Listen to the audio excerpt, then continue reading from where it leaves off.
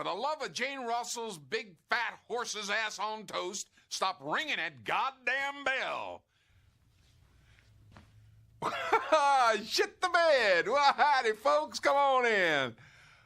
Well, from the looks of them fancy breeches and sassy little hairdos, y'all ain't from around here, are you?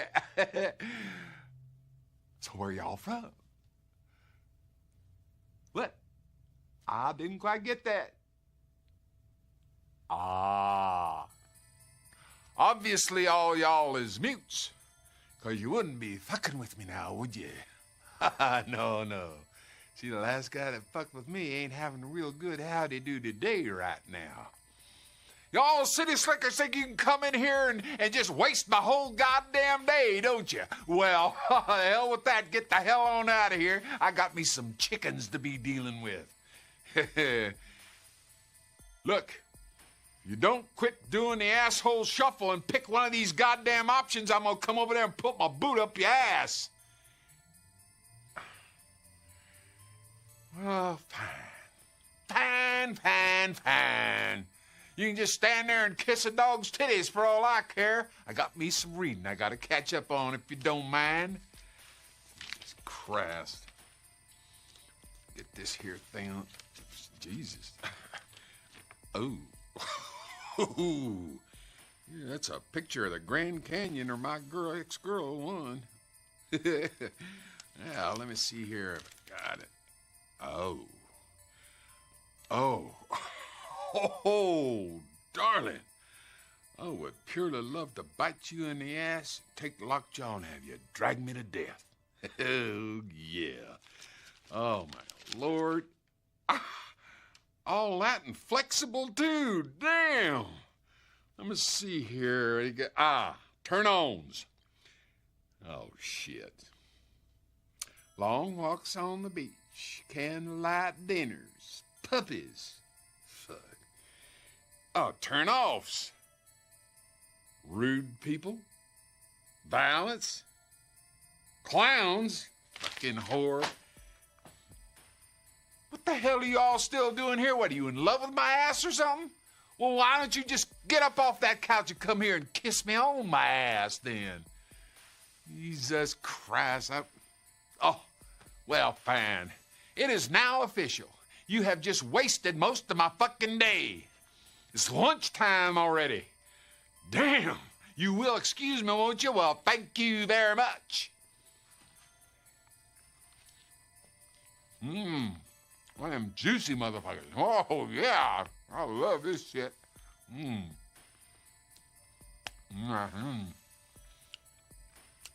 Oh, damn.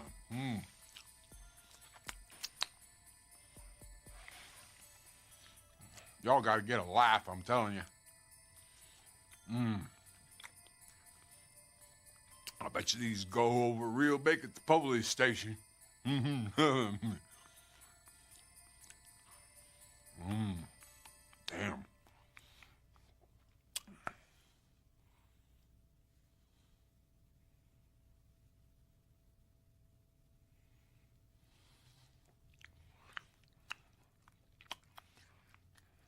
Well, fuck you very much. Ho, ho, ho. Howdy, folks. Jeez, man. My dog was whining outside the door. I was like, Oh, really? really? Race here. Yeah, he's like always whining, man. Little piece of crud. Azito. Anyway, how's it going, everybody? Kevin, Merry Christmas. Kevin, run. See, that's why we're a few minutes late, because Todd was taking. He just had to have like the right background. Girls. Everything's got to be perfect. Yeah. It's just like so. But how's everybody doing this Friday evening? We're gonna take a few minutes. Of course, we're gonna let people make their way in. Oh my gosh. These Friday streams, dude. I'm so exhausted, man. I say this every week. I know. It's been a long week, man. It has. I say that as if it's not the normal, but it is. Yeah, it's Friday the 13th. What's up, Blaine? Blaine will join us once we start doing the actual tier list. Hopefully you can judge some Christmas films with us. I got an assortment. So I have comedy, I have tear jerkers, I have horror, I have them all in here. So Let me see. Let's post this bad boy in the Discord. a couple of these, like one of them, no, two of them I haven't seen. So I'm going to rely on the chat and Blaine and you, because I don't know if you've seen them or not, but they're pretty well known movies. So Yeah, and we'll get into it, but I'm going here to find the URL to share on our Discord, and I'm looking at everybody else streaming right now, and everybody's doing Friday 13th streams. So, there's only so many times you can talk about Friday the 13th. As much like what do you do, man? Like Christmas comes once a year. You've had 2 Friday the 13th this year. Yeah, it's crazy. All right. Howdy, folks. If you're just rolling in, man, make sure you guys like the stream. Do us a solid. Help us out. I got to do that myself. Damn straight you do. Man, only one more week till our gift exchange. I'm excited, man. So you have an idea what some of this stuff is? I'm sure by a couple of the boxes you do, but you said one of them you have no clue, right? Well, so I'm trying to think. What did I don't remember, because I got a box and then I just kind of give them to somebody. I don't open the boxes. Because did you send me 2 things like via Amazon and one thing came through the mail, right? One thing was Amazon, and one thing I sent through the mail was a tube, and then there was okay, yeah, there was another one that was gotcha, from eBay. That okay. And I don't know the quality of the product or not, but we'll see. We'll see Yeah. when you open it. So next, yeah, I guess so. Next Friday, we're gonna do our gift exchange. We still haven't decided on what movie we're gonna do for commentary on Wednesday. I think we need to put a poll out there. We need to help you guys decide, or sorry, you need to help us decide. And then, yeah, Friday we'll do the gift exchange. And Todd got me. I know it's a poster tube, so it's a poster.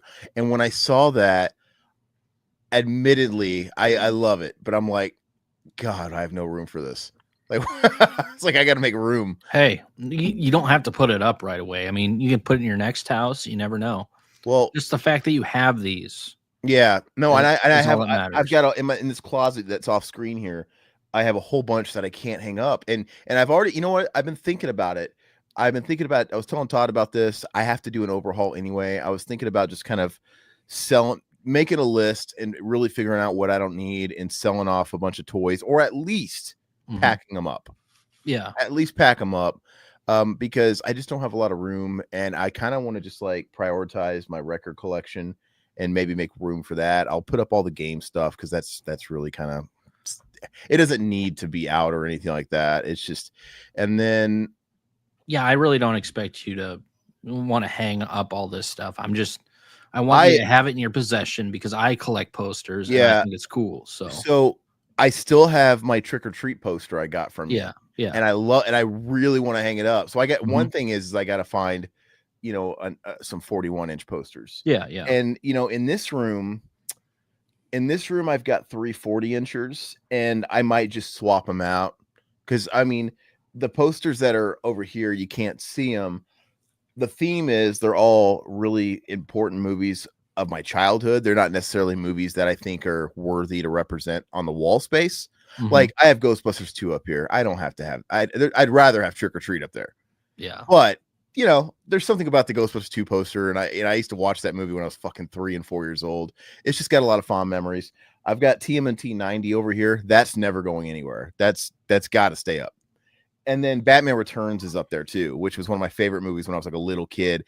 But that can come down, and then I really hope you don't have these posters that I actually sent you or posters. I don't have that many, but okay. And then I've got Alien 3 behind this door. You can't see it. Yeah, I have. Well, I don't know, man. Don't even bring it up. We'll go through it next week. Okay. There's one particular actor where I got a lot of his posters. Let's just say that.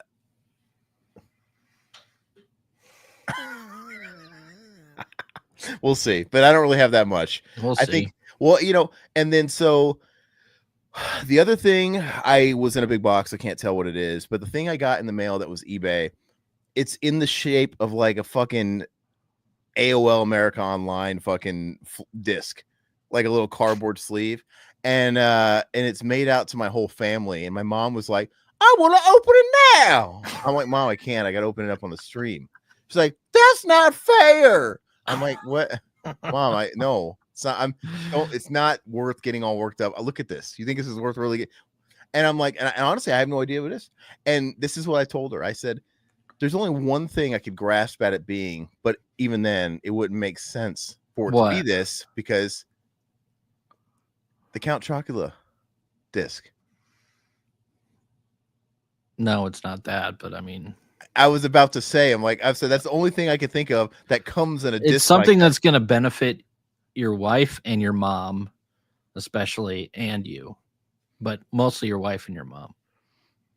Is it? Did you find the ding ding dong ding ding? You'll see. Man, if you found that shit and you put it.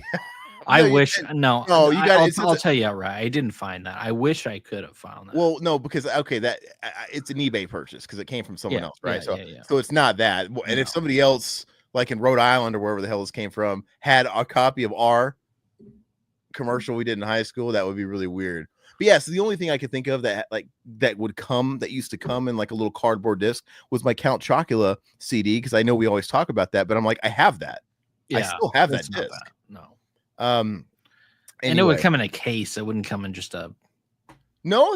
The Count Chocula came in a little cardboard thing. It was like taped to the inside of the box. I know, but I would have them put it in a legit case. I wouldn't trust. I think they could find a jewel case. I mean, there's millions of them out there. So we're looking forward to that. Yeah, we're getting ahead of ourselves. Hey, so yeah, again, we got Silhouette also in the chat. What's going on, brother? Dude, yeah. React to the Dookie Return of the Living Dead reboot teaser. Oh my god. We can. I haven't watched it yet. If Todd promises to pause it every like 5 seconds to talk, because we don't want to get flagged. You really think they're gonna get flagged for this fucking thing? Yep. All absolutely. Right. So no volume. We can't have any volume. So mute the video, and you really have to stop. It's just Christmas music in there. So yeah, you don't. I'll just mute it anyway. Okay. I got the Amazon Trail PC game in an old cereal box in 01. I know Oregon Trail. Is that what you mean? Was there a bunch of pioneers that went to the Amazon rainforest? Oh, it was a spinoff of Oregon Trail. Dude, I have great memories playing Oregon Trail back in school. Yeah, that was fun, man. I did too. Always died of dysentery or some shit. All right, let me find this real quick. The bird lady, guys. So bunch of bullshit she was, that character, right? Because it's like this scene that we have in our background. She's like, Kevin, Merry Christmas. I'm like, why are you so happy? It's Christmas morning. You're freezing your fucking balls off. Don't make promises you can't keep. I love it. No. I'll never forget you. Well, I wouldn't either. A lady with bird shit all over her. Yeah, and then she threw a bird seed all over these guys trying to shoot me, and then birds attacked them, and I threw off a bunch of fireworks. Who would forget this? I mean, nobody would. But it was pretty smart going from Old Man Marley to the Bird Lady. I thought it was pretty cool. Yeah, Blaine. They're both great. It's Brenda Fricker. She won an Oscar for My Left Foot with Daniel Day-Lewis, and that's why she got this movie. I mean, it was Suzanne Boyle, dude. No, Suzanne Boyle's not the right name. What's her name? Not Suzanne Boyle. Is it Susan Boyle? Oh, okay. Todd's not very good with the names. He's been fucking up names a lot lately. Would you say yesterday on the phone you said something really ridiculous? I remember a couple weeks ago you're like Blakey Lawless. You're getting all these like I'm getting old, dude. Come on. And you said something ridiculous yesterday. I'm like, what? Yeah, but anyway, so yeah, volume off. Todd, just make sure to stop it don't let it go 10 seconds. That's whatever you do. All right. Okay. All right, guys, we're gonna react to this. Go.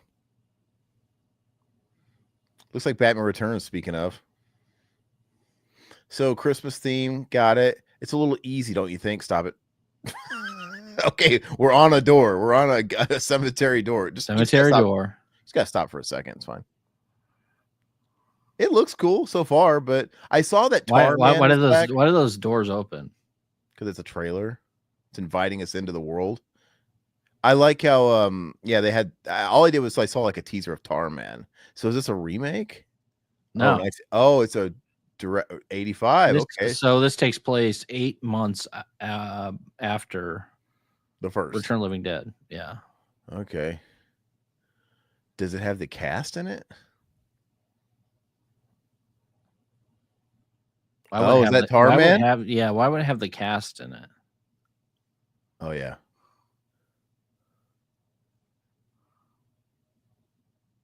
Okay, so we got Tar Man, I'm assuming, dragging a tree. Is this just like a teaser? Is this all this is gonna be? Yeah, it's just a teaser. It's just him pulling a tree, and is he gonna erect? Why would Tar Man pull a Christmas tree? It's fucking stupid. Click. Okay. So, but people have been shitting on this. I don't understand. Like, why is it so offensive if it's just this? It looks micro budget.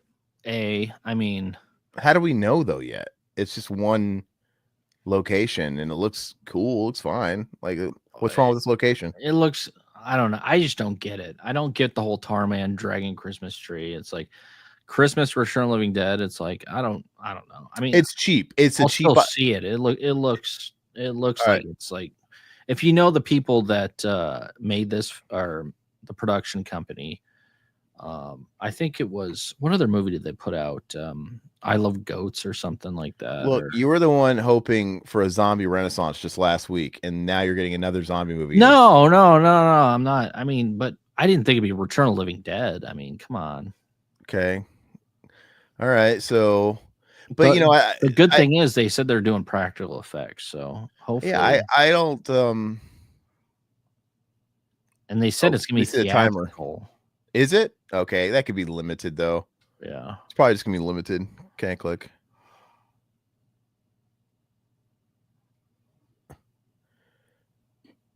I mean, obviously, it's just this is nothing. This is not going to be in the movie. Okay, this is basically the gist of it. That's it. Yeah. All right. I mean, it's just a teaser to show us that hey, Tar Man's back. We got another movie, and we're going to set it at Christmas. Which again, I think is kind of cheap. Tar Man's cool, but he's not like a. I mean, he's not like a features. He's not like a bub, you know. Mm-hmm. Yeah, I don't really know how you got budget out of that. It didn't really give you anything. It's just like one. It's just literally a teaser. So I don't think you can really make an opinion off of this. I don't have an opinion off of what I just watched. Personally, is it the Christmas movie? It's coming out next Christmas. Yeah, I don't know. Like, it reeks of Terrifier 3 cash in, right? The whole Christmas thing. It's just. I think it looks lower budget than Terrifier 3 personally. I don't know where you're getting that. We didn't see anything, Todd, but okay. I don't know, Margot. You can just tell by the look. I don't know. I mean, there's been so many cheap zombie movies out there. It's like, I don't have any faith either, but I'm just saying, you know, yeah, it is what it is. Okay, let's read this real quick. Tar Man is back. Go ahead. You can read it. Sorry. Tar Man is back and will be here in time for next Christmas. Official announcement: the next installment of Return of the Living Dead will hit theaters Christmas 25, taking place 18 months after the events of the original warehouse in Louisville, Kentucky. A new trioxin 245 leak puts a small Pennsylvania town on the brink of zombie outbreak during Christmas 1985. I mean, I don't know. Let's see. The filmmakers promise a bloody, stunning new chapter made with no CGI and all practical effects. So, I don't know. I'm going to reserve opinions because I don't really have any opinions off what I watched. I just know that the angle is kind of easy. It's kind of safe. And it's kind of the easy, safe thing to do when you want to like try something a little different with the same shit. Let's just set it at Christmas.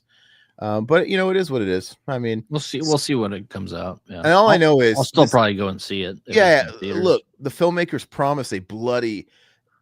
We all know by now that what the filmmakers promise doesn't mean ass. Like, and on that note, I have to tell you, and I'm just gonna assume that Todd didn't watch Forest Hills. No, I haven't watched it yet. No, you son of a bitch. Well, we're supposed to talk about it. Tonight? No. No? We're talking about next week. When were we talking about it? Next week when? I thought we are doing a commentary on it. We never said that. We'll figure it out. I mean, we can, but that means one of us has to jump on the grenade and buy it. I thought you were going to do that. No, I never said this. I said we would talk about it on the stream. But I'd love to. I said it's a good commentary. We should do it. No, I would. You guys want Forest Hills to be it's the one Christmas day. commentary? It's one day, man. I didn't have time to watch it last night. No, it was a few days, but okay. It was Wednesday. You talked, so Wednesday night you watched. I guess you're right. 2.5 days. Meet you in the middle. A day and a half. But no, I mean, I'm okay with doing a commentary, but that's not the Christmas commentary. I wouldn't do that to you guys. But I was gonna talk about it. I'm itching to fucking talk about it, but Todd hasn't watched it yet. But I'm gonna make him watch it. I'm not gonna talk about it now and just kind of like I will watch it this weekend and we can talk about it. Right. Why don't we talk about it on the actual president opening show? We can do that. Yeah, because that'll bring the mood way down. No, so here's what I think. I think we should actually do a commentary for it. That's what I think the plan should be. Okay. And I'm going to talk about it though. Can I just talk about it? Yeah, go for it. But you need to watch it because we're going to do a commentary. I'm going to watch it. But it's not going to be the Christmas commentary next week because that fucking sucks. Yeah. But let's do it after. Let's do it after. I don't know, unless you guys want a Forest Hills Christmas commentary. It's kind of funny, actually. I mean, we can. I mean, we'll figure it out. Unless somebody wants a Christmas. Tell you what, we'll do a poll with Christmas movies and Forest Hills in there, and we'll see if Forest Hills triumphs. But it's gonna get done either way after. But Forest Hills, guys. Oh, you know what? I'll talk about Forest Hills real quick, and then we'll get right into the tier list. Hey, let's go ahead and share the link. I'm gonna bring Blaine in here. Blaine, send him a link because we could talk about the Forest Hills. Blaine, you can jump in on this. I don't know. Has he seen it? Probably not. Oh, okay. But we'll jump in here. But yeah, whenever you get it, jump in. Dude, I just cannot believe that this thing got a limited release in the press. It did. I don't know anything about the filmmaker. That was in the theaters, limited release. It got a limited release. Wow. Yeah. Okay. And I don't know if the filmmakers, they must have had, I don't know who they are, but they must have had some pull. Like, I don't know if they were like convention people. I don't know if they're like people that like a Sean Clark type people, because they clearly called in some favors and got in a bunch of con hounds. Not that these people won't work for day rates, because they will. Yeah. Right. But still, it still would have racked up. Sean Clark has better taste than that. I'm sure you wouldn't have put him in that. Yeah. It's just, I think it'll make a good commentary. I don't think it's terrible, but it's not like, it's not the kind of terrible, like, we can't do a commentary for. It's not that kind of terrible. The movie's like 79 minutes. It's nothing. Is it like that other Feldman? It's better than long movie, Zombie King. It's better than Zombie King, because Zombie King, there's a whole lot of nothing. You can't say that about Forest Hills, because there is always something happening in Forest Hills. It just, none of it makes fucking sense or is tethered together. It's an editing mess. You could tell they were trying to fucking do something or fix something in the editing room with this, because it's just, if you look on Letterboxd, my favorite common critique you'll see is like, my only complaint is it needed more flashbacks. There was only about 50. It's just, it's and obviously sarcasm, because there's so many fucking flashbacks and it's just all over the place. It's a little. Is there a flashback of Eddie when he was a kid? No. Okay. And I will say that Eddie is probably the shining light, the shining beacon of hope in this movie. Oh my goodness. And he's not, but he's actually like trying kind of, but the movie is so bad. The material is so bad. And it's kind of what you'd expect when you see, they were they got press because they fucking committed elder abuse, getting Shelley Duvall in here for like her return to acting. And it was her final performance. God help us. It was her final performance. Is she dead? She died. Oh, okay. She died. It was her last movie. First of all, this brought her out of retirement, and then this was her last role. And it's just, I think that helped him get a lot of press. But you go into a flick like this, and you're like, okay, it's got Dee Wallace, it's got Felissa Rose, it's got a bunch of these people in it, and you're like, okay, these people all got hired for a couple of hours for like a man witch. Like, there's no way that they're all going to be throughout the whole movie. You know, he probably wasted what little budget he had just paying people like Dee Wallace and et cetera, et cetera. And yeah, that's good. You can kind of tell it's what they did. It's like, you know, you could tell he got Dee Wallace for one afternoon, shot both of her scenes in the same location and called it good. You know, Felissa Rose is in one scene. You could tell they just got her for an hour or whatever. And same thing with the Olive Oil, man. And it sucks because Shelley Duvall was a good actress, and you just can't like out act a shitty script and bad dialogue. Yeah. And that's kind of what you got here is she it reeks of, like, especially Shelley Duvall. I don't think Eddie, but Shelley Duvall, it honestly, it's like she's reading a cue card behind the camera she's staring at. Like, they're holding it up and she's reading it for the first time she's ever seen it. So she's doing about as good as you can imagine she's doing in that situation. And it's just not good. And the dialogue's not good. And yeah, she died in 2024. Yeah. She was 75. Okay. Yeah. And then I watched an interview. Somebody was talking to her about being in that movie. Oh my gosh. What's up, dude? Hey, it's gone. What's up, buddy? Hey, we wanted Blaine, not Danny Masterson. No, I'm just kidding. Anybody ever told you look like Danny Masterson? What are you doing out? Yeah, No, it's funny. Like, shouldn't you be in prison? We missed the presents. They let you stream from prison. Oh, okay. Hey, those low level plays. Scientology prison. Nice. Dude, those lower security prisons, they're all tweeting and shit. They're on X. They get a lot of freedoms. You know, I don't think that's Danny Masterson. I was watching the new Rogan podcast with Roger Avery and Quentin Tarantino. I watched probably about 30 minutes of it. I'm over halfway through it, and you get to hear about Roger Avery talking about his time in prison because he manslaughtered somebody and he was talking about, it's like, yeah, I was on early Twitter. I'm doing it from prison. I'm talking about, this guy got shanked or whatever, and this guy, and it's just it's interesting. I remember when my dad was in prison. I mean, that was before all that stuff, but he had worked his way from maximum all the way to lower security. And he's like, yeah, I had like an office and a Nintendo and everything. I was playing Super Mario Brothers and like, oh shit. Apparently he was writing scripts and sending them to his daughter. Yeah, he would write on paper, and he said that like that was, they would take it, right? They would seize anything that he was doing because it was probably like what did he say, like compromising information in the prison. It was probably some kind of a security threat, and so he found out, okay, they can't take my lawyer's letters away, so he would write his shit and close it in an envelope and mark it to his lawyer, and then like he would mail it off, and then I guess the lawyer would get it to his daughter, and the daughter would transcribe and type it out and stuff like that. So it's pretty interesting. It was pretty cool to see how. Yeah, he worked on the film Silent Hill. I think he worked on the script or something. Oh, I think that's right. I think that's a shitty movie, but I think you're right. I think I remember reading that. It's not as bad. Have you seen it?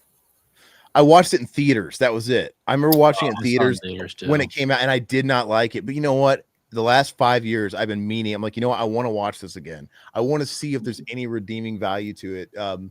Because I think at the time, better game adaptations. One of the better. I just remember at the time they were going really fucking crazy with these game adaptations, and I think I had created my own personal stigma with them. Like, dude, these are all shit to me now. Like, bad. We were already like balls deep in at least 3 Resident Evil sequels at the time, and just a whole bunch. There was Dead or Alive movies. They had some shitty Tekken fucking movie. They were just all over the place. So yeah, I think I just kind of went in wanting to hate it. So I kind of want to watch it again and see how it fares. I just know it's got the one actress who played the mom in Sleepwalkers, right? Right. Oh, the one that fucks her son. Yeah. She was hot. Not so much in this, but yeah. She's like a cult. Yeah. It got you bricked up, dude. You were wanting your son to carry you up the stairs into the room. Well, did they play that Enya song over and over again? Yeah, Bodicea at the end of the Bodicea, yeah. That's Sleepwalkers. We're talking about a different movie now. Yeah, but Sleepwalkers they did. Yeah. I like when she stabs the cop with the corn cob. She's like, what did she say? Like, you can't you have to eat your vegetables. Those are the rules. That was like a one-liner. It's creepy, dude. I'm like, how did she get that corn cob to that cop's back? It's like no dessert before supper or something. She says stupid. she had something. Those are the rules. I don't. Maybe it had the little stickers on the corn cob, and that gave her a little bit of a pierce to it. I don't know, but anyway, that's a thing. But yeah, anyway, the interview was cool. I got to finish it. I do like how transparent he is. Like he's real open about, I deserve to be there type of thing. And, if anybody doesn't, because he could have easily not told that story. But like, if anybody doesn't know, I killed somebody, whatever. Like, oh God, so. Yeah, they worked on Pulp Fiction together, right? Like on the script. That's how he won his Oscar. Roger Avery's an Oscar winner. Yeah. And because they had a falling out, and I guess I didn't know too much about their falling out. I know they had a falling out. I just figured it was because it's all because of Pulp Fiction, right? And I didn't know the workings behind it. I just figured it was Quentin's fault because you see Pulp Fiction and he's got his fucking name on there, a Quentin Tarantino film. It's not giving Roger Avery any credit at all. Like it seems like he's really taken a lot of it. And I'm like, there had to have been some ego tripping going on. Something happened because it was after this. And I don't think he worked with Avery after this. Like, I don't think he did like Jackie Brown or any of that stuff. So he still got his Oscar, but I don't know. Something happened there, but I need to look into it more because I know Roger Avery in this interview, he was basically saying that he was being childish. So maybe there's more to it than, Yeah, he went to jail when he wrote Beowulf or something like that. Oh man, Todd got a lot of films in here. We're gonna have to fucking blast through these, man. Yeah, hey, I didn't get to finish. I gotta wrap it up. I watched Forest Hills. Okay, did you hear me talking about it? Yeah, I haven't seen it yet. It's not good, but it is streaming on this fucking bootleg Tubi app that you can just download for free. And I'm not paying the $3.99 to rent this.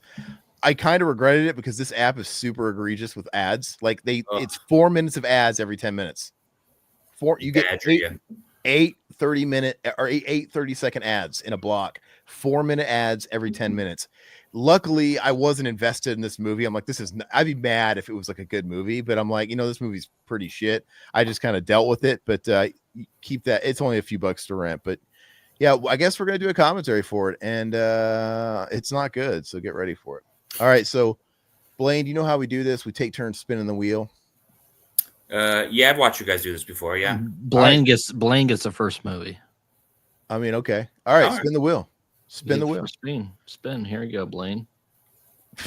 I feel like there's gonna be a lot. I didn't even look through your list. There's got to be stuff missing on here. You got Saving Christmas with Kirk Cameron. Please let that get to me. You got Lethal Weapon. What is Lethal Weapon? Lethal. I probably didn't spell them right. I just probably. Yeah. Okay, yeah, Gremlins. That's a good one. Okay. So you got Gremlins, Blaine. Ooh. Is there an echo in here? Okay. Shut it. It's funny. As a kid, I used to love part 2 more. I do, still do. Yeah, and you know what? I feel I rewatched the first one not that long ago. I will definitely give it I'll give it a noble because I never loved it, but I always enjoyed it. Okay. Yeah, that's actually a good point. I'm with you on that. Yeah, I never loved Gremlins like a lot of people do love Gremlins. I think it's a totally solid movie. I grew up with Gremlins too. It's one of those films that we used to watch all the time. Something about those movies that came out from like 89 to 91 that was kind of like our time to really soak up VHSs. And that was back in my grandma's shoulder cannon. Same days. Yeah. And bootlegging the movies and stuff. And I think so. I saw this one first, the second one first, and same. Yeah, that's just kind of, I don't know. And as I get older, I kind of realized the meaning behind it, and how Dante approached it. And I just think it's genius. I think him lampooning his own movie, making a Looney Tunes fucking filtered movie. I love, dude, the Hulk Hogan cameo. I love how batshit it is. I'm with you. I'm with you on the second one. I grew up with that too. So that's actually, no, I do own both of them physically. It's funny is I think it's Hulk Hogan's best acting, which is sad. It's like, don't forget Santa with muscles. No, I know. I stand by what I said. Santa with muscles is terrible. It is. Is that on here? No. Oh shit! You didn't include Santa with muscles, dude. Yeah. I should have helped you out with this. No, but I love it where he's like the usher or it's the theater manager comes to him. He just knows. He's like, "There's gremlins in the theater here." I love it, dude. I used to, when he used to stare, that was my first experience of somebody breaking the fourth wall in a movie. Because I don't think I had seen that before that. I'm like, he's talking to us. And he looks at me, sorry, folks, it won't happen again. I'm like, all right, thanks, Hulk. Let's get back to the movie. I find the first one's a little more of a slow burn. That's for It sure. is. Compared to the second one. Yeah. All right, so let's go. Aaron gets this one. Okay, you don't have Jack Frost the horror movie 2 in here, just the first one. I have both Jack Frost, but you don't have the horror sequel. There's Jack Frost 2. Missing a lot of Just Friends, dude. Oh. All right, you're missing the heavy hitters, dude. You're giving us way too many comedies and not enough horror. But I have seen Just Friends, and I think as far as like romantic comedies go, it's good. I like it. I love this movie, man. It's really funny.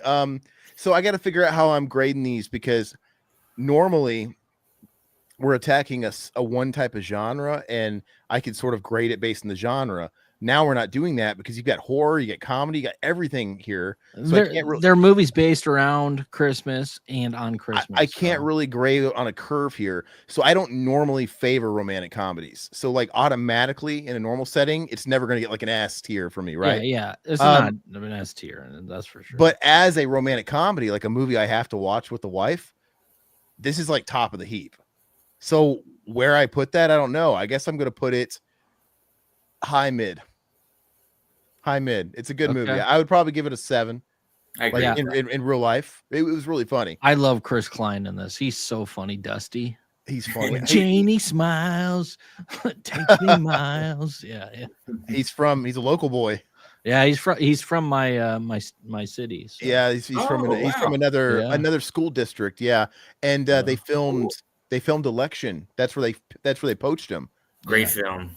They filmed it at this high school called Papillion High School, and he was one of the students. They did an open casting call of the students there, and he got poached, and he launched a career out of high school, and then he went on to do American Pie, and he pretty much peaked there and down. He's in a Farrelly Brothers movie too, I think.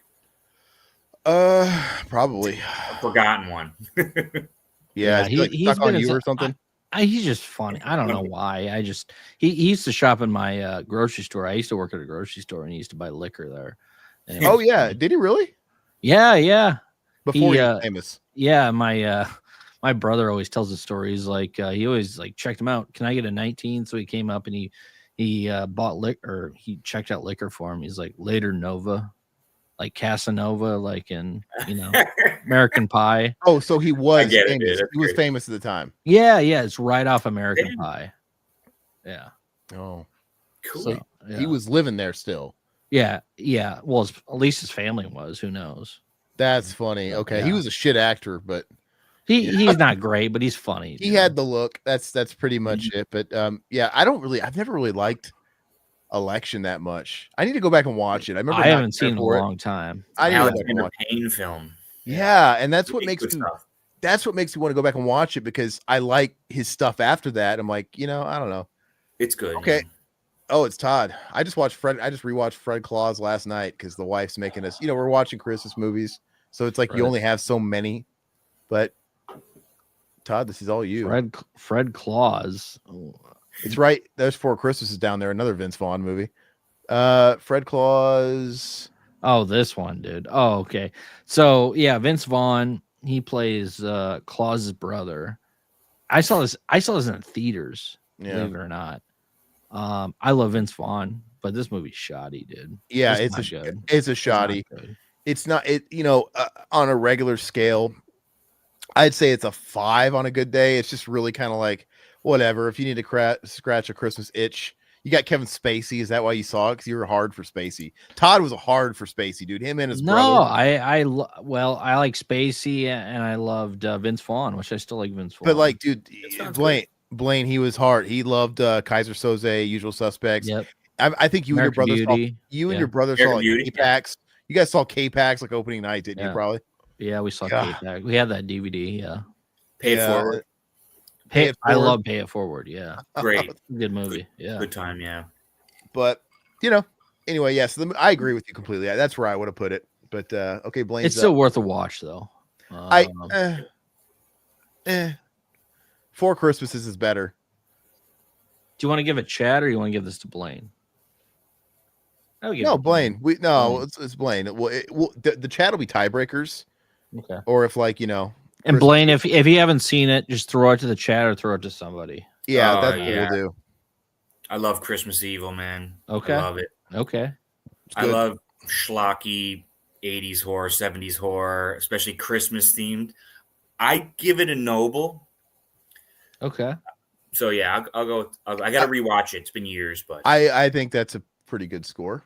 Yeah, I feel like I watched it. I think the last time I watched it was with Joe Bob, like on his the Shudder series, probably a couple years ago. Yeah, I'd say Noble's good too. Mm-hmm. I really enjoy it too, man. Mendoza's blowing you a kiss, Blaine. Hey Mendoza. Hey Aiden, what's up, man? All right, like hit me. All right. Oh, you got Bad Santa on here, but you couldn't put other sequels. God, Todd. Well, I never saw Bad Santa, so I'm kind of curious. Oh, Die Hard. Okay. Well, I have to say, is this Die Hard or Die Hard 2? Die Hard. Okay, thank God. Okay, Die Hard. It's almost unoriginal to say how great this movie is, but I gotta say, it's really been hard to keep my feelings for this movie as the years go on, because first of all, I was sick of the whole Die Hard's a Christmas movie meme 20 years ago. Yeah, guys, it's not fucking cool anymore. It's just fucking stop. Yeah. Little overrated. It's just, but it's just the whole meme of that. It's like, God, and people were for way too long. People online were making that joke. Favorite Christmas movies, Die Hard. Like, God, fuck yourself. Get over it. It's not even a Christmas movie. My favorite is Vengeance, man. I love Vengeance. Die Hard. Oh, Die Hard: The Vengeance. Yeah, that's fantastic. But all three of them are great. And I got to say too, I've been a bit soured on Bruce Willis. Obviously, he threw his career down the toilet, making bullshit for whatever reasons he felt like he needed to. Maybe he owned the tax man, whatever. Setting up his kid. I don't know, whatever. Probably health concerns, man. He still shit all over his legacy. Man. His filmography outweighs his good stuff like 12-1 now. Just bad shit. Like he just shoveled it all out. And I don't know, but even before that, he kind of like started phoning it in, even when he was getting real work. Right? It's just like he just stopped caring, and he just, I don't know, but I love this movie. It's fucking awesome. I'm not gonna pretend like it's not a 10 out of 10. But go ahead, throw it up there, perfect. I do love it. The only good Die Hard movies is 1 and 3. 1 and 3. Okay, stop there. Okay, two we'll get to 2. Oh, well, okay, fine. 2's a Christmas movie too, so Yeah, and that could be my next one. I don't think any of them are Christmas movies. If you really want to like have that old hat fucking discussion, None of these are Christmas movies. I think there's got to be more to like the criteria. It's a Wonderful Knife. I can't say I've seen this. I haven't. We'll have to go to Blaine or the chat in this one because this Blaine, one's popular. Have you seen this one, Blaine? No, I thought it was a spelling error or something, but no, it's a Wonderful Knife. This one came out like 2 years ago on Shudder, and there's a lot of people that love this movie. So I didn't know if there was anybody in the chat or. Yeah, I guess it's got to go to the chat because I've never seen it. I've never seen it either. I think I need to watch it, but yeah. I think the only thing I saw Red Letter Media cover it on. Not Best of the Worst, but they were lampooning it on something, and I saw a bunch of clips because I'm like, I'm never gonna fucking watch this. I'll just watch their clips shitting on it. But Adrian's never seen a Silhouette. You've seen it or no? If not, it's going in shoddy. It probably is shoddy. It's probably garbage. Dude, throw it. I think garbage. There's a lot of people that like it, but I mean, I'm sure there are a lot of younger garbage. Okay. Garbage. I have the most authority here because I watched the clips, and it's shit, dude. Okay. All right. So now it's Blaine. Got that off the board. Who's it on, Blaine? Yeah. I can't believe you said people love. I never hear. No, people there's a lot of younger people that like this movie, and this is one I have never seen. Bad Santa 2. I haven't seen this one. Have you, Blaine? Probably years ago when it first came out. Very forgettable. Forgettable. Yeah. I don't remember anything about it. Yeah, I'd say probably. I don't know, mid or shoddy. I'd say I forgot it, so it's probably shoddy. It's probably not that good. All right, low Okay. shoddy. Yeah. No, that's So- understandable. The first Low one's great. shoddy. Yeah. You know, it's funny. I guess we'll get to it, but I think I liked the first one more than I did when I saw it. I'm like, what is it? I felt like the first one was just raunchy for raunchy's sake. I didn't think any of it was written well. But I think as I've gotten older, I've watched it again in clips. Like I'll catch scenes and stuff like online. I'm like, this is actually funny to me now. Oh, So it's hysterical. I mean, there's not a whole lot of I feel like I got to watch it again now. Christmas movies like that. So it's like, I don't know. You appreciate it more. I remember the first scene is him fucking somebody in the ass, like some fat chick in the ass in the dressing room. Oh, you're Yeah. not going to shit right for a week. Yeah. And like John Ritter, like, okay. John Ritter's hysterical playing the straight man. Yeah. You All right, love Billy Bob Thornton, though, man. He's great. Billy Bob's. I love him, man. He's great. This on Aaron? Yeah, it's me. Okay. Oh God, I thought I got Rocky 4. Oh, you haven't seen? Which Have you seen The Lodge? What is The Lodge? I'm having trouble. It's a horror flick. It came out like 4 or 5 years ago. I mean, I haven't seen it. You haven't seen it? I don't Okay. even know what it Yeah. is. This. I'll take this over. So, this movie. Has Blaine seen it? Blaine, you seen it? I don't believe so. So basically, a stepmother / girlfriend and the father and the kids go to a lodge around Christmas Eve. It's kind of like a psychological horror type of film. It's actually pretty solid, man. I really enjoyed it. I personally, I wouldn't say it's mid. I would put it as a noble. So I would recommend watching it if people haven't seen it. It revolves around Christmas time, so I'm gonna throw it over there next to Christmas Eagle. Is this directed by 2019? Yeah, All right, so I'll put it in the list. yeah, put it on the list. Man, your choice of movie. Where's the Klaus, dude? Everybody loved that animated movie 5 years ago. Where's Klaus? I didn't even hear about that. Klaus? It won an Oscar, dude. I don't know. Jeez. All right. Anyway, Oscar. Mendoza's never seen it. There's no full frontal male nudity. Sorry, Mendoza. All right, so It's on. this is you. This is me. Okay. Yeah, you took mine, so you get to go again. Oh, Jack Frost. Oh God. All right, Jack Frost. Put it where it's got to go. Come on, man. It was shoddy. It's It's fun enough.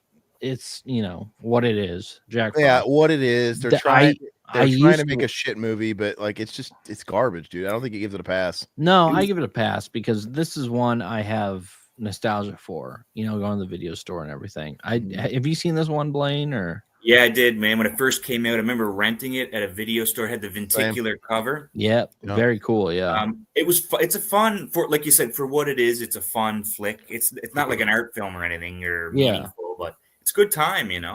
I had fun with it too. Yeah. Mendoza, nobody in the chat get offended, and because I don't say this in the true sense of the word, but I think this calls for a little bit of 90s like essence. But the kid in that is so gay. Like not really. Like he's so gay for his dad. It makes me sick, dude. He's very gay for his dad. Like I love. There's just one scene where he's like, "My dad's a hero." Like, did you fucking blow him or something? Like, it's just the looks he gives is so uncomfortable. What's wrong with that, man? Kid looking up to his dad. Oh, There's nothing what's wrong with that? that? Come on. His dad? That like, did you? There's nothing wrong with him looking up to his dad. I'm gonna clip that. I said, did he blew him? You're like, what's wrong with that? That's what you responded to. We're gonna clip that. What's wrong with that? All right. Shannon Elizabeth was great in it. Yeah. Oh, she's great in everything, man. Oh yeah. I love American Pie, man. She's. Oh yeah. Yeah, exactly. He would shower with his dad. I'm sure he did, dude. Jesus. What did Mendoza think about this movie? He liked it. I think he says he loves it. Yeah, he said he loved it. Okay. Yeah, and there's the infamous like she gets graped in the shower by a snowman. Yeah, which I remember that. To be fair, when I saw it when it came out, it doesn't really translate 100% that she's getting assaulted because it's just like a dummy. It's just a dummy. Like is he trying to? What is he doing to her? But it's like an icicle or something. Well, I mean, you don't really see anything. It's just like the dummy, like, oh, she's screaming. But that's what they're insinuating. I just don't know if I don't think they could pull it off. But anyway, I think the movie sucks. I love.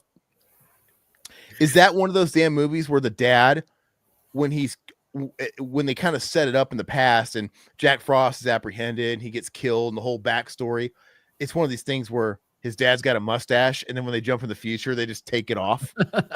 It's just like, now he doesn't have, like, okay, as if they think that little of us, we don't understand that some time has passed. Hey, nothing Like, wrong with it's that. like, let's just take the you know what other movie did that too was, you guys ever see Lover's Lane? No, I haven't seen that. It was there was a studio that used to make straight. I know what movie it is, but I have never seen it. There was a studio that I think they're early 2000s, right? Yeah, they're long defunct, called Two Left Shoes. Yeah, and they used to produce movies for Showtime. Mm-hmm. And it's basically like it's like the old Arrow put that out not too long ago. Yeah, Arrow, and I couldn't believe that. Like, Arrow, I thought I was the only person that watched this damn movie. And it's got an early role from, I think it's, what are you waiting for? Oh, what's her name from Scary Movie? What the fuck is her name? Jennifer Love Hewitt. No, the main, No, the chick spoofing her in Scary Movie. What is her fucking name? Is it Mom? Anna Harris. TV show? Anna Harris. Yeah. Ferris. Anna Ferris. Yeah. Yeah. So that was like her first role. And we got there eventually. It took three of us. And anyway, that's another movie too, where it's like, it's about the Lover's Lane fucking ghost story you tell around, and it's got the guy with the hook, and people go up to the whatever. And anyway, there's a story. It plays out kind of like Jack Frost, where they show the beginning of the movie where there's a crime and there's a cop, and he's got this fucking mustache. He looks like Maury Povich, the main guy. And then they jump in the past and they just rip it off. And it's like 20 years in the future, 30 years. And it's like, that's all it took back in the day. But anyway, yeah. Yeah, that's right. That kid would look up while he was showering with his dad, and he'd see a big pair of hairy balls. Exactly. Who's next? This is Blaine. Silent Night, Deadly Night. Oh, Blaine's getting the good ones. Come on. Perfect. Great movie. I agree. This ages really well too. Mm-hmm. I rewatched it like maybe 6 months ago, and I loved it way more, man. It's one of the best slashers, I think, 80 slashers of all time. Yeah, it's great. I never quite understood the logic. I never understood why he's traumatized watching his family, his mom and dad get killed by a Santa. So he becomes, you would think he'd be a vigilante, like a Charles Bronson of Santas. But no, I'm going to become a serial killer Santa. I never understood it like that the wiring there. That fucked up his head, man. It probably has the best cover, one of the best VHS covers ever. Fantastic. It's not only Santa though; it's the nun too. The abusive nun. Yeah. So naughty. The music's great too. I love the music. No, yeah. I agree with you 100%. I have to watch that. I have to watch that before the holiday hits. Watch it, man. It's so good. I don't think I've watched my 4K yet. Aaron. Oh, thank God I got Batman Returns. Yeah. This is put it at the tip top. I demand it goes. I mean, sacrilege. Put it ahead of Die Hard. Put it ahead the top of perfect. There's it's got to be at the front because I'm not a comic nerd. I am not a purist. I don't give a shit. I know like comic nerds. This might be a revisionist history type of movie, kind of like the Trick or Treats and Halloween 3s, because I don't know if there's like an appreciation for it now, but for years, the purists just hated this movie, like the purists, because that's not Bruce Wayne. He kills people in it. And I don't give a shit about that. I think this is how a movie should be. It's like, and how you should tackle a property. They gave Batman, well, obviously Tim Burton did the first one, but he wasn't as established. And there was still studio control, and he had Prince and fucking all this shit that they had to put in the movie. But once he proved himself to be a hit maker, they gave him the keys to the castle. And it's like, what you get is Batman through the Tim Burton filter.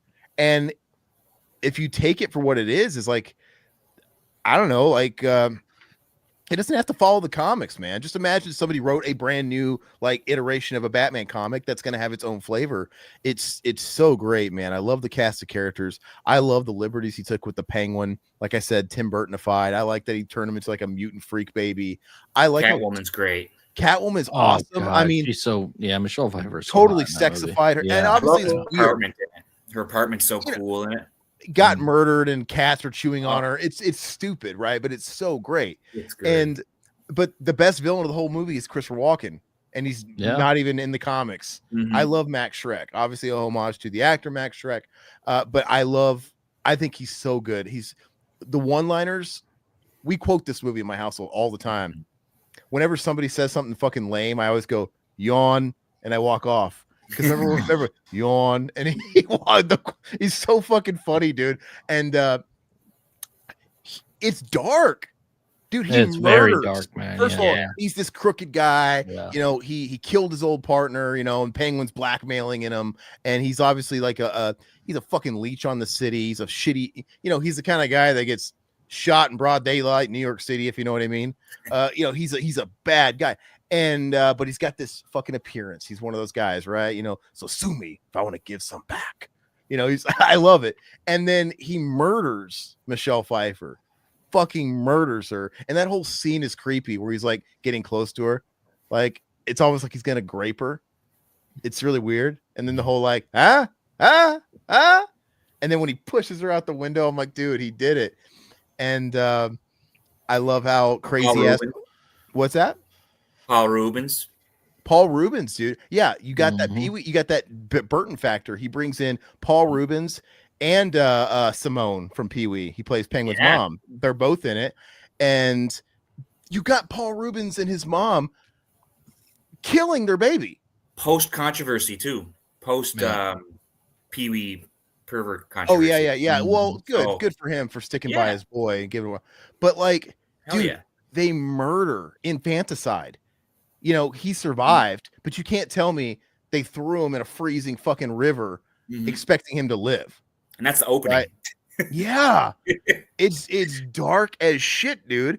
And then I could go on and on about that movie. And I love the fact that crazy ass Andrew Bernarski's also in it ttoo. Is he dead? Did he pass away? Or is he alive? Why am I getting like a no weird clue? But he's insane. He's nuts. He used to go crazy on fucking X and shit or Twitter. But Dad, Mr. Mayor, I love this guy. Like, dude, why did Max Schreck give birth to Arnold Schwarzenegger? He's got this weird like accent. But I don't know. I love it, man. Oh, sorry. I gotta say it again. I know you're spinning the wheel. The Penguin, his MO is to murder. He kidnaps the firstborn of Gotham, these children, and he's gonna drown them. And you even have the fat clown that's like, Mr. Penguin, killing sleeping children, isn't that a little? And he just looks at him and he shoots him. No, it's a lot, and he kills him. Even like one of his fucking goons is like, this is a bit much for me, man. And I love at the core that he's not some fucking mafia crime boss. He's a fucking freak with mommy daddy issues that's sexually repressed, and he's just horny.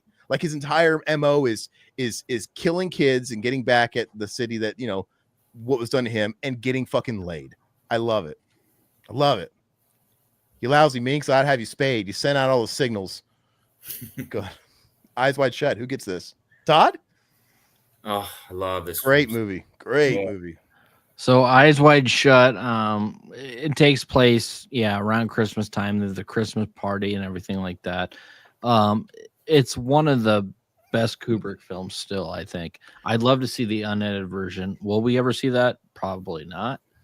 But this one, where's this one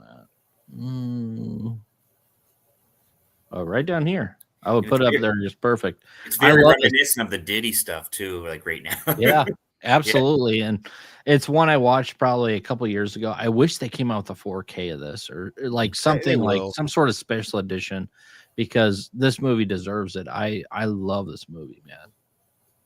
The whole time you're thinking like, why can't this guy's got a young prime Nicole Kidman at home? Why isn't he just at home fucking her? I don't understand what his problem is. He's insecure, I think. Yeah. She's breaking his heart. It's beautiful. Oh, I love that film too, man. She's so good. Yeah, she's great. Okay, cool. Blaine's up.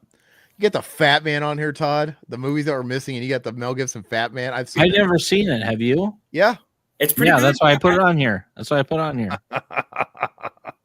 Oh, you got another Silent Night? Was it Silent Night too? Is this the remake? Oh no, this is Silent Night. This is the John Woo film. That new one. I actually watched this. I don't know why I did, but I did. So you're gonna tell us what you think of this. It was super mid. It's called Silent Night because the main hero doesn't speak a word. He doesn't have a voice box or something, and it's a revenge film. Yeah. I would say definitely mid because it was entertaining. It's like a John Woo nonstop action, but the whole shtick is it's like, I guess it takes place at Christmas, and he doesn't speak a word throughout the whole film. Gotcha. So I don't know. Yeah, mid. Some people liked it, some people didn't. No, I was curious if it's no hard target. Yeah. So or Face Off. Yeah, that's right. Yeah, I mean John Woo kind of peaked. I felt like John Woo lost all his steam with Mission Impossible 2. I think all the wind let out of his sails when nobody really liked that movie. Oh God. Daddy's Home 2. Great. I love this movie, dude. Well, it's my pick, so let's see. All right, so this is like as brain dead as comedies get, but like I said, if we're talking about that realm of just brain dead fucking junk food comedies, I think it's actually pretty good. And I'm kind of embarrassed to say that because it's got, I don't know, it's kind of got it's got John Cena in it, all kinds of fucking shit in it. But you know what? Mel Gibson, I love Mel Gibson. I think he's funny in it. Yeah. I love John Lithgow. I think he's so funny. John Lithgow is so funny. I detest Will Ferrell, but him kissing John Lithgow, I could watch all night. I was just going to mention that. Yeah. So funny. Dad, just kissing the lips. So funny. And I don't hate Marky Mark in this, so I'm going to give it a Noble.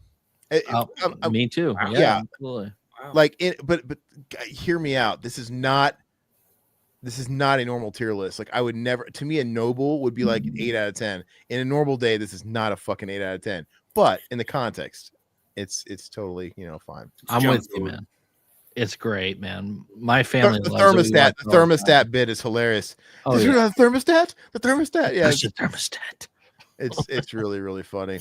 It's true though, man. I mean, I get pissed off too. Yeah. All right, so Todd. All right, here we go. Oh shit. You got to remove it. How do I remove it? It's too late. When you land on it again, you'll just have to roll again and delete it. Oh, you lucky bastard. Lucky bastard. Well, I mean, Home Alone 2, what can you say about Home Alone 2? It's not as good as Home Alone 1, but I think I think you could argue it's just as good. Okay, look, the first one has the charm. It's the first one. And it does. There's something special about it. But I will go as far as say that the second one is actually funnier. Like I don't think so. Look, I think it's almost as funny, but it's not as funny. It's sequelitis. They just fucking it's the same movie. They make everything bigger. It's like let's make the playground bigger. Now he's in New York City. And the gags are even more intense. I mean, you got him throwing bricks on faces. Yeah. You got Daniel Stern gets electrocuted in this one, right? Yeah. So literally it's look. He literally rehashes everything but bigger. So he sets his hair on fire again, but we got to one up it. We got to dump his head in a fucking toilet of kerosene, have it blow up. Yeah. And it's just, dude, I'm sorry.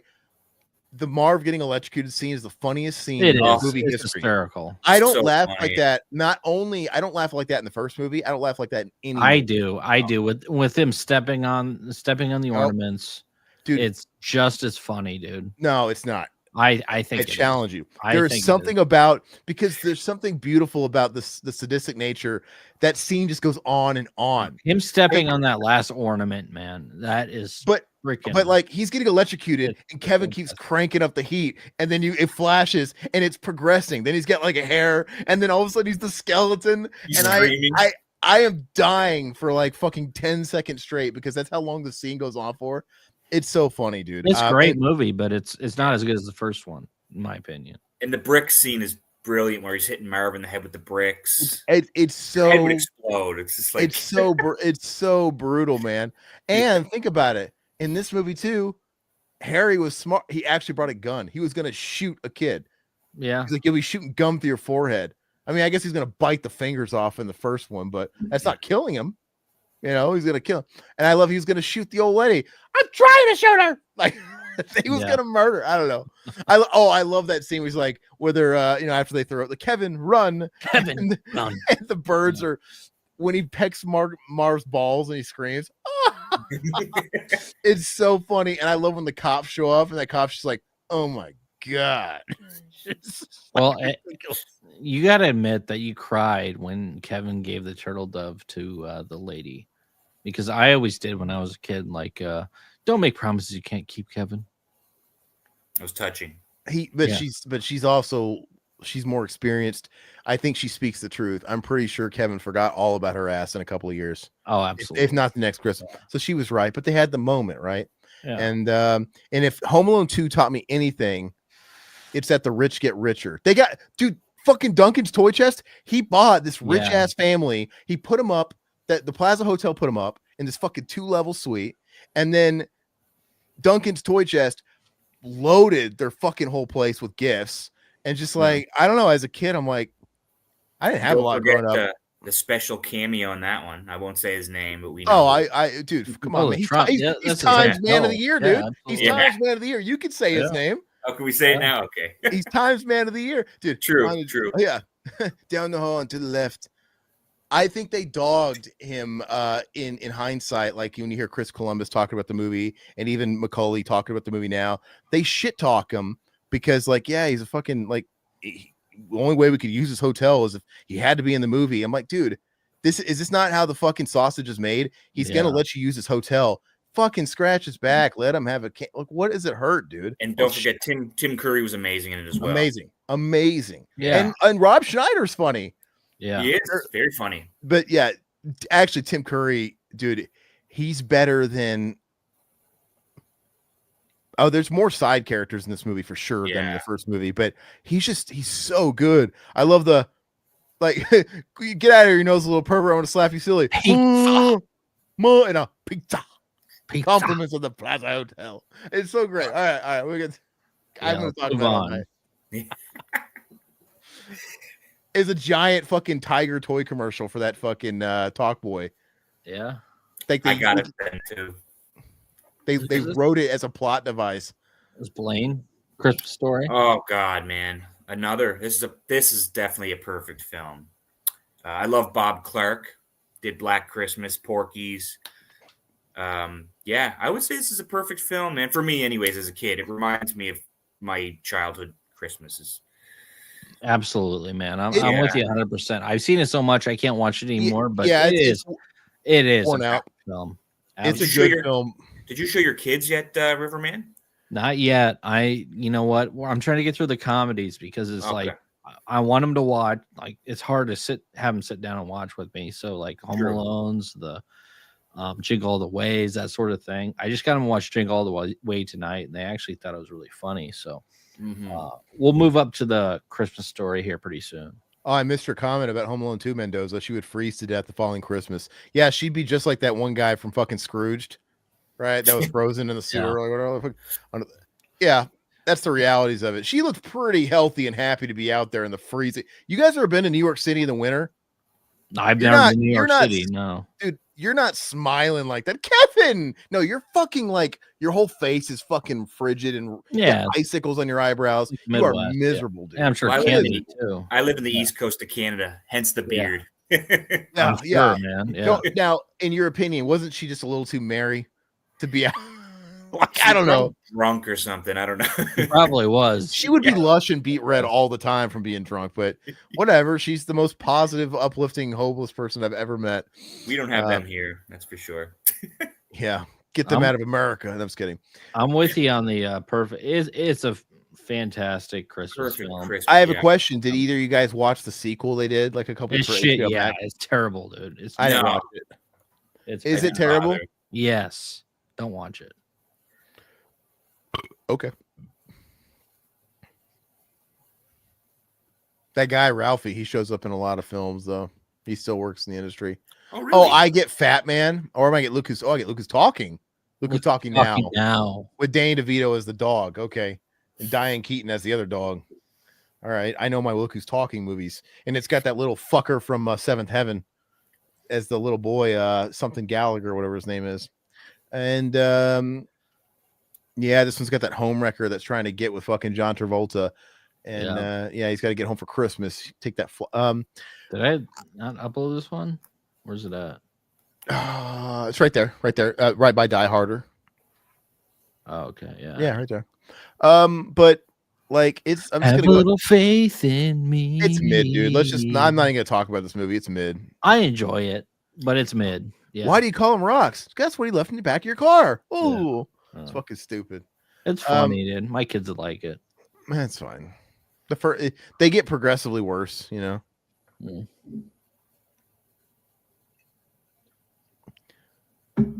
I'm glad I'm getting all this filler on the list. Oh, Bad Santa. Ty got Bad Santa. Bad Santa. I remember seeing a Bad Santa in theaters. Did you get Bad Santa? Is that what you got?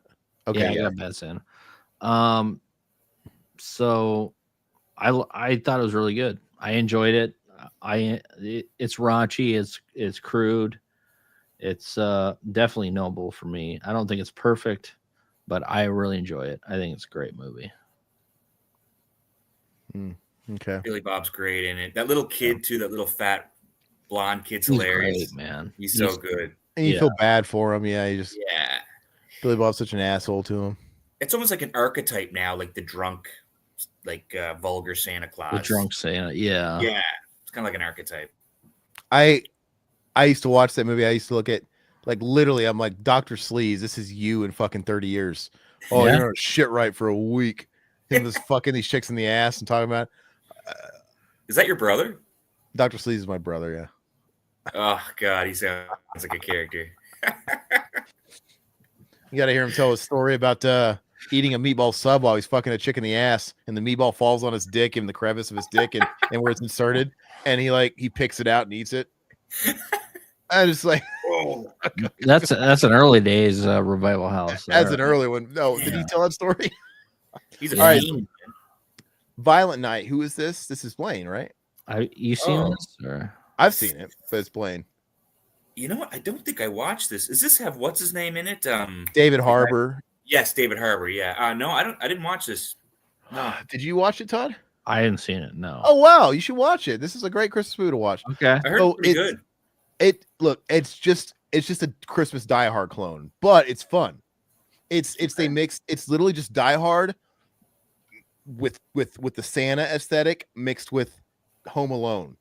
Trust me, like there's a point in the movie where it goes full on Home Alone. They're setting traps, but he's like the John McClane, and he's a drunk Santa, but he is Santa, and he finds himself basically timing it to where he's at a house on Christmas Eve night that's getting invaded by, kind of like Die Hard, this rich family or whatever, and the gang of hooligans is headed by that fucking communist John Leguizamo, and Santa has to go fucking John McClane. It's just an action movie, and it's just full of stupid one-liners like seasons, beatings. It's just it's self-aware, but it is fun. Yeah, you should watch it. It's definitely one of the better movies on this list. Okay, where do you put it? Noble. Okay, Noble. I do like David Harbour, man. He's in some good stuff. Yeah, Todd. I should watch that. I should. You know what? You can always get that cheap. Like last couple of years, they fucking just sell that 4K for like $12. But I think it's always streaming too. Okay, so get rid of this time. Okay. Damn, we still got a lot of movies left. Speed golf round. Yeah. Shit. Whose is this? Mine? I think it's mine, right? Yeah. Yeah, it's mine. Oh, great. Saving Christmas with Kirk Cameron. Well, yeah, I've never seen it. This will speed things up. This movie is bullshit. Garbage. It's absolute trash. Zach and I did a commentary for this piece of shit. That's why I put it on here. Yeah, it's just it's propaganda bullshit, dude. I say this. With this stuff, I never dog. I'm never trying to dog the message or anything like that. I'm not even trying to dog Kirk Cameron, but this is like the film equivalent to Christian rock. Like, honestly, you would think our Lord and Savior would be rolling his eyes somewhere at like this stuff. Like, what is this? But no, So where do you it's put it? garbage. What do you think? Garbage. It's Okay. terrible. Okay. I haven't spoken highly of anything like this on this list yet. It's gotta. I love that picture that was going around of Kirk Cameron on his birthday a couple years ago that he like posted on Facebook, and it was a happy birthday to Kirk Cameron. He posted, and it was like in this like fucking lifeless room somewhere. Maybe it was like a table, nothing on the walls. It kind of looked like maybe they were at like a church, like some back room, and he had a Subway tuna sub, dude, and that was his party. It looks so pathetic. It's so funny. Anyway, I have to look that up. No, you won't. Office Christmas Party. I actually enjoy this movie. It's fun. Yeah, it's all right. My wife likes it. We watch it together maybe once every like 3 years or so. I would put it in the mid category, but it's fun. So if you haven't seen it, I'd recommend, checking it out. It's okay. Yeah. I don't remember a lot about it. I remember everybody who's in it, but I don't Raunchy remember. comedies, yeah. If you're into that stuff, yeah. Yeah. All right, let's move it along.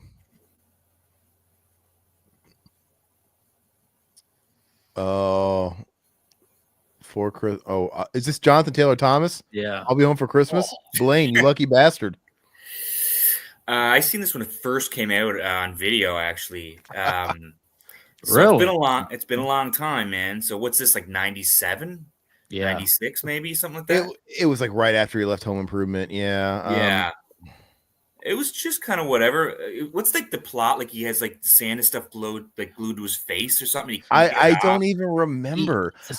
He's leaving California to, I don't know, meet up with some girl or something way across the country, and he has to drive. It's like a road movie, that sort of thing. Yes, right.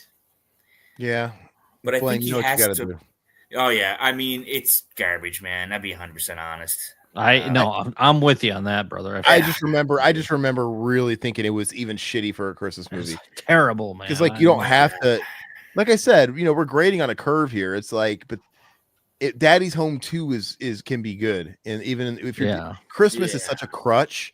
Like I think it's hard. Like you already have a leg up. It's like it should be easy, and it's bad. My wife and I watched this during the pandemic, and we were like, "Yeah, this movie's terrible." She loves Jonathan Taylor Thomas. How's an elf supposed to look? Happy.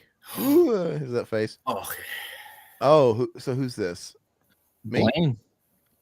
Oh, no. Is this me? No, I just went. Blaine just went. Oh, so it's you. Yeah, we just kind of all equally decided that movie is shit. Okay. So it's me.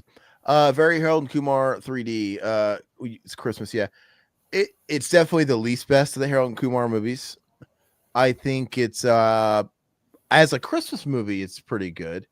As a Harold and Kumar movie, I don't think it's very good, if that makes sense. Yeah. I'm gonna give it a mid under Just Friends. Really? Where am I supposed to put it? I would put it in Noble. You'd put it over Just Friends. Yeah, I would put it over Daddy's Home too. I mean, I had a theory that like Elias cocaine scene with the kid is pretty funny. It's kind of funny. Yeah. I thought it was a little silly. Clan. Yeah, Listen to Wu-Tang Clan ain't nothing to fuck with. Good, I like arts, man. I like I have a theory that I love Elias Koteas. I think he's awesome. He's great. Actually, you know what? I always thought his name was Elias, but I heard recently on a YouTube video somebody who worked with him referring to him as Elias. I'm like, what the fuck is his name? He's French Canadian, so I guess maybe it could go, yeah. But my theory is that was supposed to be Chris Maloney's part, because they got Chris Maloney to be in the first two. He plays Freak Show, and then he played the clan leader, the clan. What in the is that? Yeah. And in Chris Maloney and Elias Koteas are similar looks. Like they're the kind of guys that would go up for the same part, and they're going to pick one, right? They're both like same builds, similar age, and they're both bald. They're a similar look. So I'm like, when you see him playing the Russian gangster, I'm like, there is no way they didn't try to complete the trifecta of getting Chris Maloney in this one. He must have just not been available. I mean, I'm just totally speculating, but if I ever had a chance to ask anybody this that was on the film, I would bet $1,000 that was originally intended to be Chris Maloney's part. And I kind of wish it was, because it would have made it feel a little bit more like Harold and Kumar, because I think it feels a little removed. It just doesn't feel, I don't know, a little off to me. Oh, Jingle All the Way. Okay, Todd's getting a good one. Is this me? Or is this is you? This is you. You go ahead, man. I got Harold and Kumar. Oh, you did? Okay. Yeah. Jingle All the Way. I mean, this is classic. Like, I watched this tonight with my kids. So funny. I can't put perfect, but you can't? No. You can't put it perfect? Pretty close.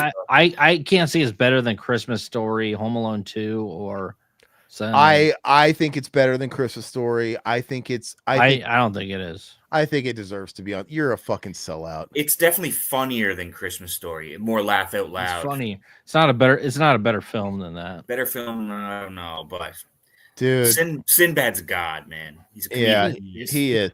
Todd, I think you're a fucking traitor to the fucking game, dude. How am I a traitor to the game, man? That's one of our movies, man. It's one of our movies, but do you think it's better than absolutely 2 Eyes Wide Shut? Hell no, dude. Well, first of all, they're different fucking movies. Remember, we're not grading.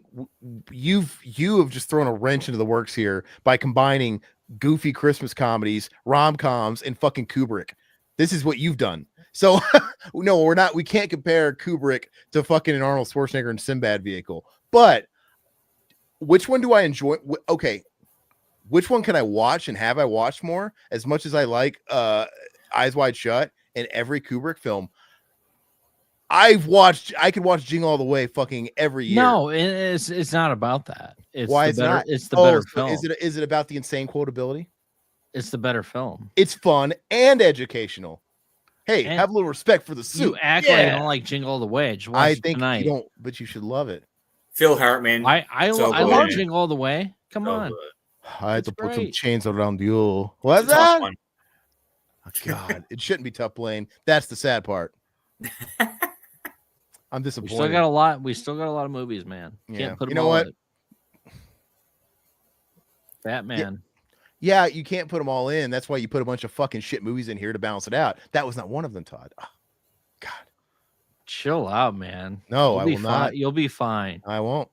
It's good. Where does Fat Man go? It's okay. It's fine. It's entertaining. I would say mid. I didn't hate it. Mel Gibson's great. He's good in everything. I'm pretty sure Walter Goggins was the bad guy, right? Probably, yeah. I believe so. It's been a while, and he's. I don't think Todd likes him. I like Walter Goggins. Oh wow! I think he's great, man. I think he likes him about as much as he likes Jingle All the Way. How are you that butthurt about Jingle All the Way? Jingle All the Way 2 on here. I bet you love that. I like Jingle All the Way, but I mean it's not perfect. All right. Friday After Next. Is this me? Okay, God. Okay. Well, we've talked about this movie a lot. I don't have to talk about it much more, but this movie is shoddy.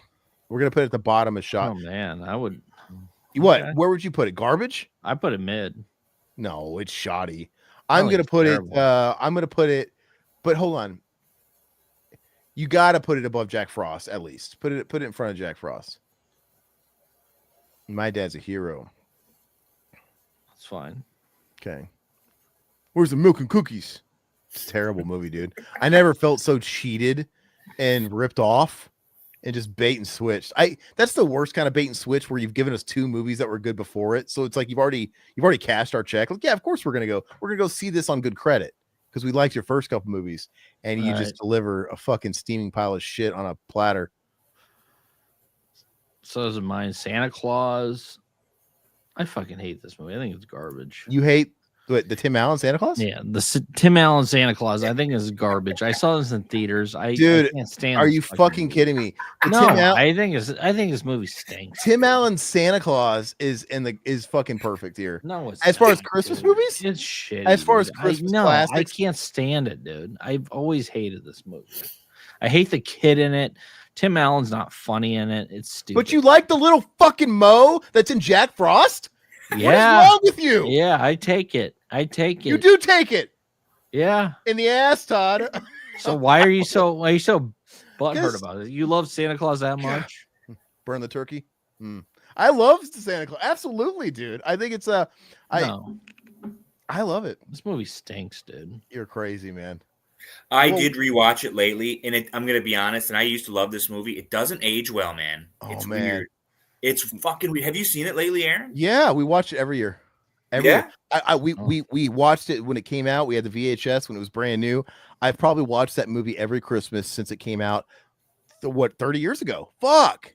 30 years ago. Well, I saw it in theaters and it was shitty now, in theaters. The reindeers look shitty. Like the CGI. The CGI is really shitty when you like see the reindeers like hit the roof and stuff. It's very like early mid 90s. But yeah, you're crazy, dude. David Krumholtz is great. Mm-hmm. Rocky IV. This me? This?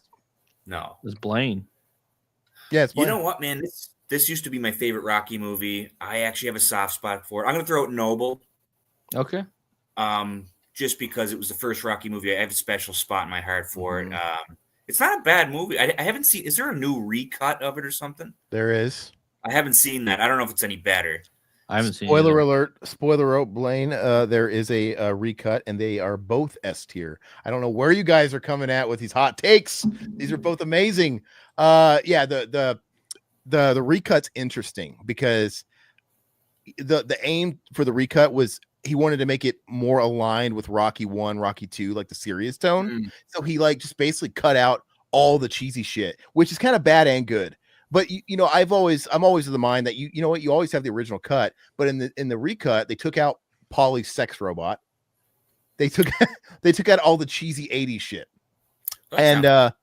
But the movie's actually longer because for every scene he took out, which is quite a bit, he added an unreleased scene. Like there's a whole scene, there's a whole dialogue exchange with him and Adrian, and there's a whole scene with him and Carl Weathers. And I think it's really effective where he made essentially two different cuts that basically gets you to the same finish line. But yeah, he just kind of removed all the cheesy shit. And it's interesting. It's worth watching. I like that with the new releases and stuff, they include both versions. Sorry. But I'm a fucking mark for Rocky, dude. I love Rocky too, man. I don't love them all. Rocky 5 can fucking, you know. Yeah, that one never was good, right? No, it can fucking suck a dick up till it hiccups. It's okay, right? It's just, but as a Rocky movie, it's not good. As like a generic Stallone movie, I mean, like as a generic Stallone movie, it's like an Over the Top, because Over the Top's not a great movie, but it is a good movie. You know what I mean? Like it's just cheese. But as a Rocky movie, it doesn't cut the mustard. Is this me? Yeah, Jack Frost Keaton. All right, so I've seen this movie many times, and I actually watched it for the first time with a wife because she hadn't seen it like a couple weeks ago, and she cried like a little baby at this movie, and I'm looking at it the whole time like, are you fucking crying at this movie? This Jack Frost. It sets such a bad example. Like, what's the hold on, Todd, just let it float for a second. I'm gonna get there. I eventually land. Hold on. I don't like the message of this movie. It tells you that when you lose a loved one, you get one last chance to say goodbye to him.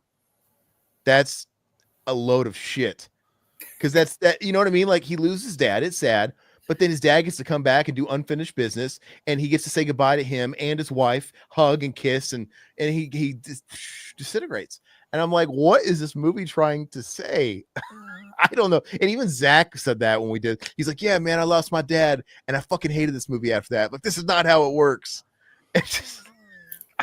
But the movie itself is it's okay. I think I'm gonna put it in mid. I'm gonna put it ahead of Silent Night.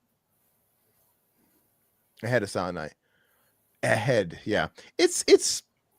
It's a fine Christmas movie. I think it's good to watch with kids. You know, it's got its merit. I love how 90s it is. I like the bully dude with the fucking like the steel ball necklace, the choker necklace. And he's got like the spikes, and they're all doing like X Games, like snowboarding. I kind of like that aspect of it because it's so stupid. But And isn't Michael Keaton like a blues musician in it or something? yeah, and it's like the Jack Frost band, and he does make there's like a throwaway line in it when he's a snowman, like kind of coming to grips with the snowman, where they do make a mockery of how stupid it is. He's like talking to himself, lamenting. He's like, and why a snowman? Doesn't he make any sense? Is it because of my name? Because that's not even clever. I'm like, well, at least they acknowledged it, because it's like, God. It's a Wonderful Life. What can you say about this movie? This one of my favorites. I mean, my mom and I's favorite movie growing up. So I love this movie, man. Beautiful film, man. It's yeah. I agree. So good. Could use a little more Sinbad, but all right, we'll just leave it up there. You think it's better than Jingle All the Way? You think Jingle All the Way is better? I don't have your money. It's at Sinbad's house, and that's I never had an affinity for it. It's a good movie, but like it was just, I think I took it for granted because it was always on, and I didn't appreciate it because it was always there. We watch it every year. Yeah, it's kind of like a Christmas Story situation where you just kind of you're. But anyway, Lethal Weapon. Who is this, Blaine? Lethal Weapon. Yeah, I mean, honest. Just be honest, man. Yeah, if you don't like it, you don't like it. If you do, do. It's a good movie, but I never really. I didn't see it until I was older. You guys probably seen it when you were like young. It's all right. Just go for it. Whatever you think. Yeah, it's probably mid to me personally. It's overrated.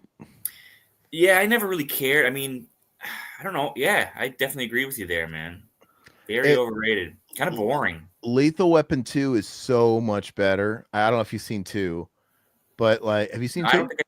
I don't think I did. So Lethal Weapon 2, and it never gets brought up in those discussions of sequels that are better than the original, but Lethal Weapon 2 is one of those movies where it's like, to me, it's a 10. Lethal Weapon 2 is a 10 out of 10. It's so good. And then I think in my household, we all love Lethal Weapon 2 the most. Even my parents did. That one got the most play.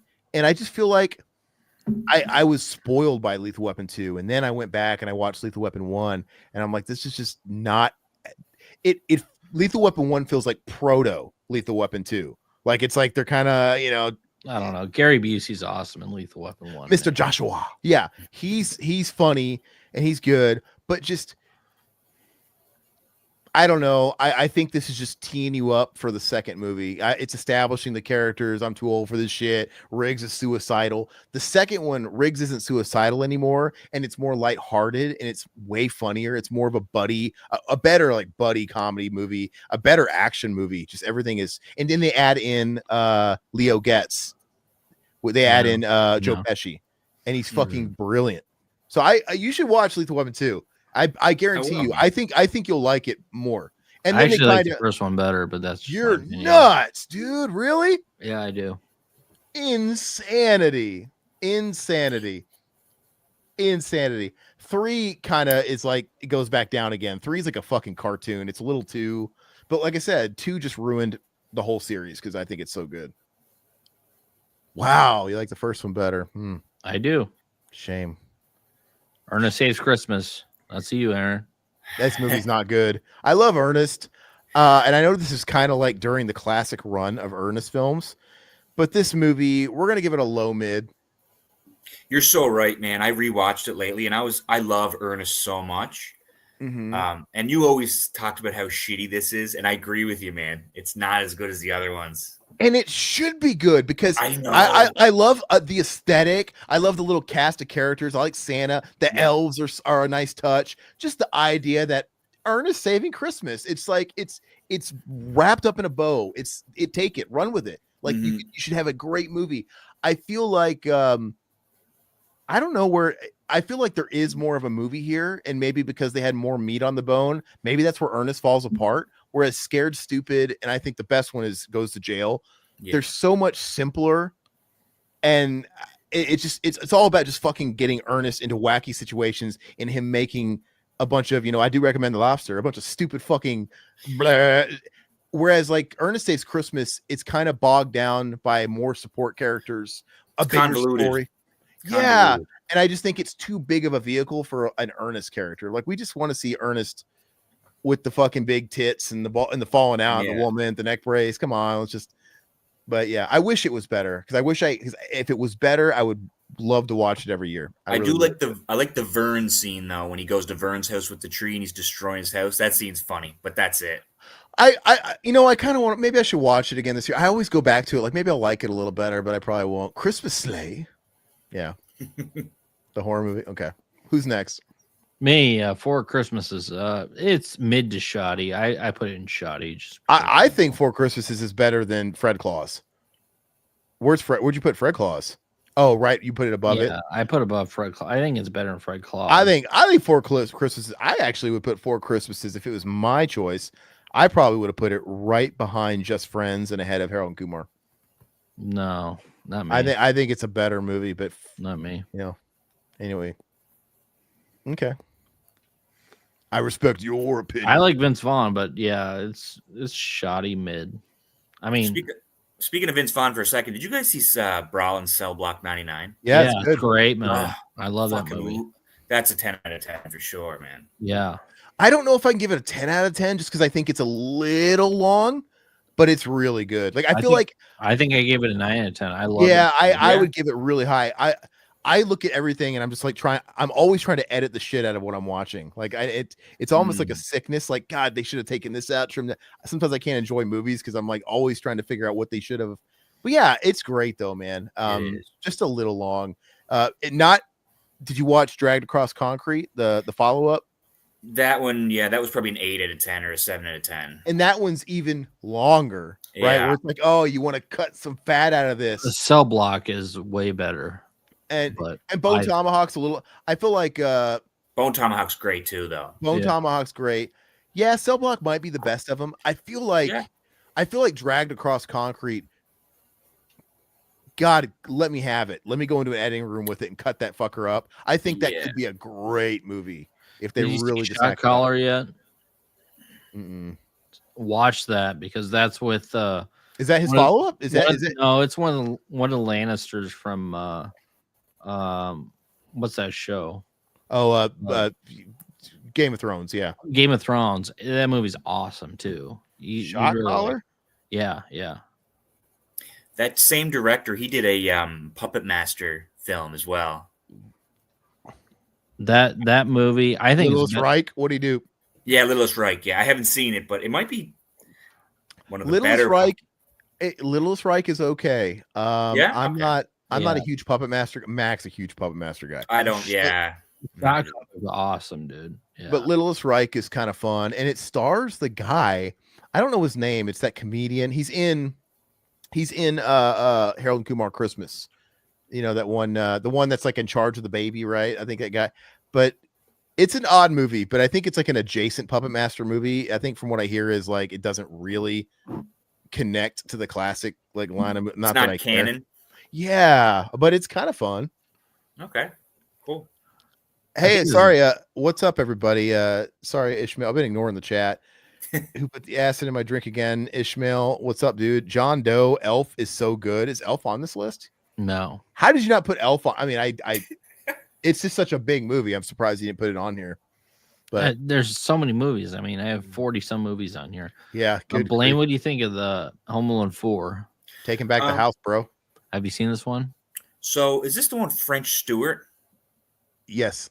Okay, yeah. It was a made for TV, I think, because when I was a kid, it played on television, and it was very generic and shitty. I put it in garbage. It's garbage, dude. I fucking hate this movie, dude. This is the worst movie on the list, man. I can't stand that kid, dude. I agree with you. I think once you get down to the garbage list, it's pretty interchangeable. Like I don't. No, this. Are you telling me this is the worst movie on the list, bro? But you've not. No, I'm Saving Christmases. No, really, I'd rather. You haven't seen Saving Christmas. This kid, I just want to punch him in the fucking face, man. You want to watch Kirk Cameron for 90 minutes? Yes, bro. I would listen to Kirk Cameron's speeches. Okay, look, whatever. Blame. God, I don't care. Todd, me and the grown-ups are going to talk for just a second. Okay, shut up. Blame. You seen Home Alone 4? Yes. Taking Back the House. Have you seen Saving Christmas? No, to be honest, no, I haven't. I know it's bad. you, Todd, you can believe what you want, but I know in my heart that if either one of you guys took the time to watch Suffer to Saving Christmas, you would be apologizing to me and you'd be like, yeah, it got lower. It got lower. No, this kid is that hateable. Okay. He is, man. God, you're making me bet. You're really begging for me to suggest Saving Christmas as our Christmas commentary. Me and Zach already did it. It's really bad, dude. Who gets this? No, not Aaron. God damn it. Because he knows I'm going to shit on it. Yeah. Okay. So, again, to preface, when I shit on a movie like Die Hard 2, it's kind of out of love, and it's just because I'm always comparing it to the good movies that it's bookended in between, right? It's sandwiched, because it's just like Rocky V, as a Bruce Willis generic movie, it's fine. It's totally fine. It's solid. As a Die Hard movie, man, I just think it's Die Hard light. It's just not as good as. It's just not good. Die Hard. The last time you seen this? Fucking few years ago. I've seen it enough, Todd. You need to watch it again. I don't. I've seen this movie a lot. Yeah, I get it. Again. I think it's just sequelized. That's why Vengeance is so good, because it's something different. Like, he teams them up. It's got the buddy comedy angle to it, and they really change the scenery. Even though they connect it with the villains being siblings and stuff like that, they do it right. It's such a different movie, but they connect it to the first one. This one is just like the carbon copy sequelitis. Let's do the first movie again, but make it bigger. Now it's in an airport. It's still Christmas though, and except now he's trying to get home the other way, and it's just like, it's all that bullshit, but it's a little bit more fantastical. You have all the ridiculous stuff. He's like immortal, him like flying up in the air, and all that crazy stuff. And you get the one shoehorned fucking Carl Winslow line. Hey, McClane, Merry Christmas. Click. All right, well, he exists. We have to acknowledge that friendship they had, that budding. I think this movie is Bill Sadler's ass. I'm going to call it a low mid movie. I'm going to put it below Lethal Weapon. I like Lethal Weapon better. So I'm going to put it below. I'm going to put it ahead of Ernest Christmas, but below Lethal Weapon. That's where it goes. That's where it belongs. Shit goes in the potty, Todd. It's not going anywhere. Shit goes in the potty. It's not going anywhere. Come on, Todd. Enough with your games, Todd. Yeah, there you go. You guys are so catty. I would put this in perfect. I love this movie. Oh no. Todd thinks Todd's got like special fondness for it because that's when he got his first boner looking at William Sadler's oiled ass. Pretty much. He started asking the hard questions in life, like what this meant. And but like I said, it's totally serviceable as its own thing. It just, as a Die Hard movie, I just can't, man. I don't know why anybody would watch that when you can have the first one and the third one. Well, Black Christmas. I mean, this is obvious. I mean, this is for a horror film. I mean, this is, you know what to do. It's perfect film. I mean, it's perfect slasher. I watched it last night. So good. Yeah, I mean, it's one of the best slashers, one of the best Christmas horror films, if not the best. So anybody got the 4K? How's that look? It looks great. I have it. Yeah, it's super funny too, man. That alcoholic woman that's like hiding her drinks in the books in the toilet. I love her, man. Oh yeah, man. She's awesome. Yeah. No love for the remake. The remake. I don't remember the remake. Never seen honestly. it. It's not good. No, I didn't think so. There's 2 remakes. I haven't. Yeah, there's 2. Well, there's oh, shit. One in 03 and then one in like the new 18. One. Yeah, the newer one. Out. Yeah. Okay. I hear the one 18 is very like woke. So it'll be interesting to watch that one. All right, Blaine's up to bat. Okay. Oh, you got Love Actually on here. There you go. That's gonna please all the women listeners, all 2 of them. Oh, he got Love Actually. All right. Have you seen that? I actually heard it's really good, but I haven't seen it. I watched it. I actually had to watch. I watched it with the wife a couple nights ago. It's a great movie. It's really good. It's a good movie, and I remember watching it in Scotland at a hostel with these, like, because they had like this little TV and just a few VHS tapes for the visitors to watch. And I sat drinking cocoa. We watched a VHS tape of Love Actually on this little fucking 12-inch TV. And so I've got a little bit of a fondness, like, just of that time period. And I watched it again a couple nights ago with the wife. And as like a romantic comedy, it's a pleasing movie. It's good, man. Yeah. It's a very pleasing movie. It's a slice of life movie. It's one of those movies where it's all these people in London and you're kind of going through their day in the life, and then they all intertwine at the end, but there's all like the message of like love. It's sappy, it's all that good stuff, but it's good. Who is it, Blaine? Oh, so me and Todd will take it since Blaine's not seen it. I said Noble. I think I really like this movie. I would say Noble too, and I think Low Noble's good as a romantic comedy. It's good. Yeah. Okay, watch it with its significant other. Yeah, it's weird if you watch it yourself as a man. Don't do that. I have before, but yeah, it's great. I don't know if it's that kind of movie, but it's Good. Oh, perfect. This is you, Aaron. Yeah. This movie classic. Yep, it's perfect. It's perfect in every way. And it's always it deserves the pop culture status it has, but that kind of always, it made it a little hard to like wave the flag because it's like kind of beaten to death. And like when we were in high school, you had all the fat goth chicks with like tattoos of Jack Skellington. He became real big in the goth crowd in like the early 2000s.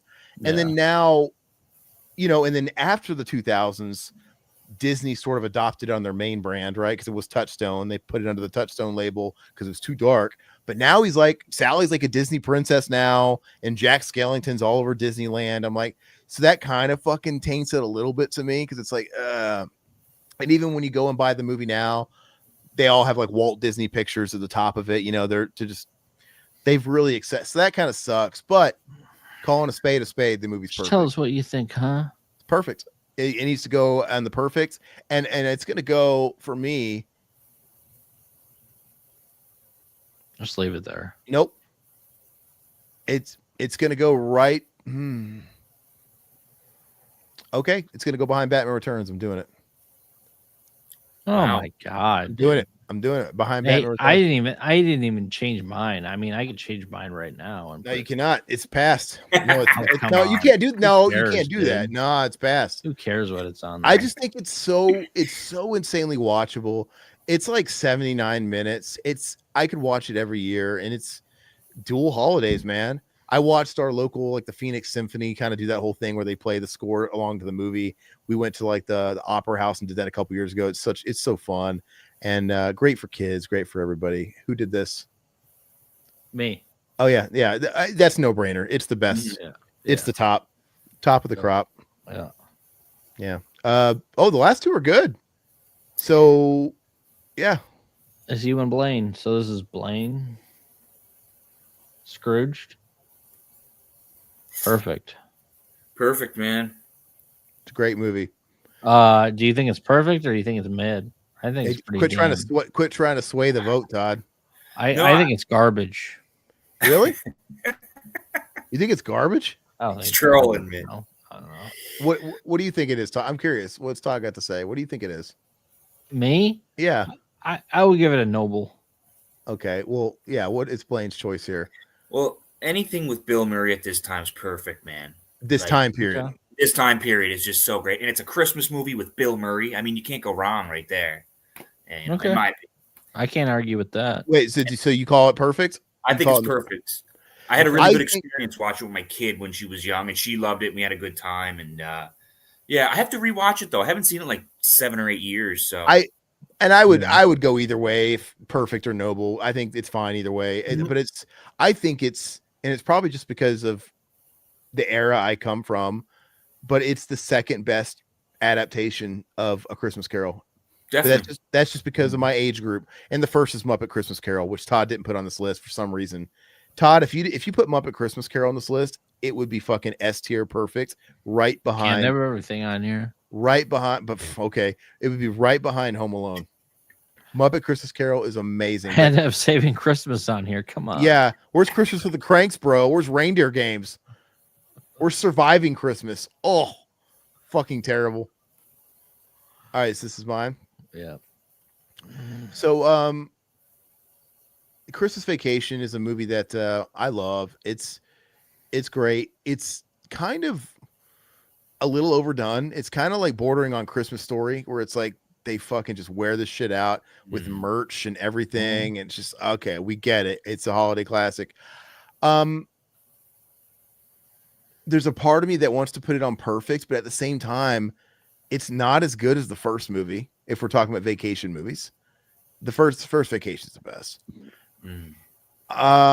You're crazy if you don't put it on perfect. It is a perfect. I mean, it's played out and everything. So but funny. Well, let's put it on the perfect, and we're gonna put it behind Home Alone 2. Yeah, that's fine. All right, man. There's so many movies I wish you put on here that are not on here, but Well, I mean, I just came up with no Beauty and the 41 Beast 2, movies. Bells Enchanted Christmas, Yeah. dude. Yeah. God dang. No, but but real, fun. This is fun though, man. but It's real fun. Muppet Christmas Carol is one of my favorite Christmas movies. The fact that it wasn't on here is kind of a little upsetting, but anyway, no Elf. You made John Doe mad. Yeah. Elf's tolerable but overrated. At least Home Alone 4 is the biggest piece of garbage. That's what I was hoping for. So, And isn't it funny? Home Alone 3 is not at Christmas time, right? Or is it? Are they all Christmas? in the wintertime, but Is it? I don't think it's That would be weird if it wasn't, I feel. Yeah, I guess so. That movie's really bad though. They're all bad. Anyway, no, this is awesome, man. It's a lot of fun. Mutineer says, now move Home Alone down to garbage. All right, stir in the pot, dude. So, Mutineer, what is it about Home Alone that you think is trash? I'm open to your opinion. It's the best. Todd's already disappointing me with his tonight, so you can't hurt my feelings. That's the anymore. greatest Christmas movie ever made. It really is. And you know what? You know what the difference is between these like Christmas staples? Home Alone, Christmas Vacation, like I said, it gets beat dead. Christmas Story. Home Alone never, for me, ever gets old. No. And just like you have to watch it every year, and every time it's on, you have to stop and watch it. And I was telling Todd before we started recording, I just love. We watched it again a couple nights last night. The set design, the art department in this movie is fucking insane, and just all the little attention to detail in their house. We're supposed to assume that their house is like this all year long because like their wallpaper is Christmas wallpaper. Every room has either like Christmas green solid, Christmas red solid, or like wreaths and holly. It's like they didn't fucking do this shit just for Christmas. And even like their like runner rugs in their house are Christmas. Everything is matching to the Christmas theme. And even part of me is like, well, maybe it's just like tongue in cheek and like they're so filthy rich. They really they fucking remodel their whole house every Christmas. But no, something I told Todd, something I never really paid much attention to. I mean, I guess I've noticed it. I've just never really paid it, really thought about it. But even when Kevin is getting sentenced to the attic, I am upstairs, dummy, the third floor, and she opens the door, and he's standing with the door ajar, and you see the stairs leading up to the attic. The attic has like a hole in the wall, right? It's an attic. They're moving shit up there. They're not going to care about patching the wall. It's an attic. But even the attic has Christmas wallpaper. And there's a hole in the fucking wall. So it's like, it's insane. I think this movie's a feast of the eyes. I love I could find something new in their house every time if you look hard enough. Like their kitchen, just like, it's so fun. Looking at Buzz's room. I don't remember, there was a point where I finally saw that Buzz had an Ice-T Power poster on his wall. It's like, oh fuck, there's Ice-T. There's always a first that I noticed something. But anyway. So do you think it's a great film because John Hughes wrote it or the director, Chris Columbus? Because I'm more familiar with John Hughes than Chris Columbus. I think it's just a perfect storm. Yeah. I think everybody had their hand in it. And the cast, everything. I think Catherine O'Hara's great. I think Peter Hurd's great. The whole Uncle Frank's great. The kid Buzz is great. Old Man Marley's great. Everything about it. I think it's like how I always praise Alien. It's not because I think fucking Ridley Scott is God's gift. I think they hit lightning in a bottle. I think it's not, you could say Dan O'Bannon's script, but even not really, because Dan O'Bannon's script wasn't even great. It was when Walter Hill got it, and then they did rewrites, and it was such a collaborative effort. Remember Buzz's cameo in Blue Ruin? You've seen Blue Ruin, right? Oh, it's amazing. Remember when Buzz shows up? Mm-hmm. That freaked me out, man, because I didn't look at the cast or anything, and I seen him pop in. I was like, oh wow, and you recognized him? He's like, if you hadn't seen him in like years, like, is that Buzz? It was startling, man. Yeah, but it was a great choice. Yeah, that movie's amazing as well. What about Eve Plum? Who was Jan Brady's in that? Eve Plum. Oh, she's like one of the women in the house. She's at the end of the movie, but right. Yeah, Eve Plum, Jan Brady. I love that movie, and I think that movie is just the best example of like, man, this guy. Nobody made a better low budget movie look so damn good and be so, because it cost. I don't remember how much it cost. I've heard different things. I've heard it cost, fucking 50 grand. I've heard people say it costed like 10 grand. I don't know. But I know it didn't cost a lot. And the fact that he must have called some favor. He got Buzz and he got Eve Plum. Eve Plum is so wild. Like, yeah. And she's not even like really like marquee or anything, because Eve Plum is one of those actors where no one remembers her. So her name isn't valuable, but also it's kind of it's one of those names that would hurt your film. Like, oh, wow. Have you seen that new Eve Plum joint? Like, I love Pauly Shore, but like, and I would love to meet Pauly Shore. I would love to work with Pauly Shore, but I just know if you put Pauly Shore on your fucking film, it's kind of cancer, right? Sometimes you're better off without certain help. But yeah, I just love that he's got these like people just wedged in this film, and it's amazing script too. The script is amazing. It's so well written. It's a testament to why story is king. Script is king, absolutely, 100%.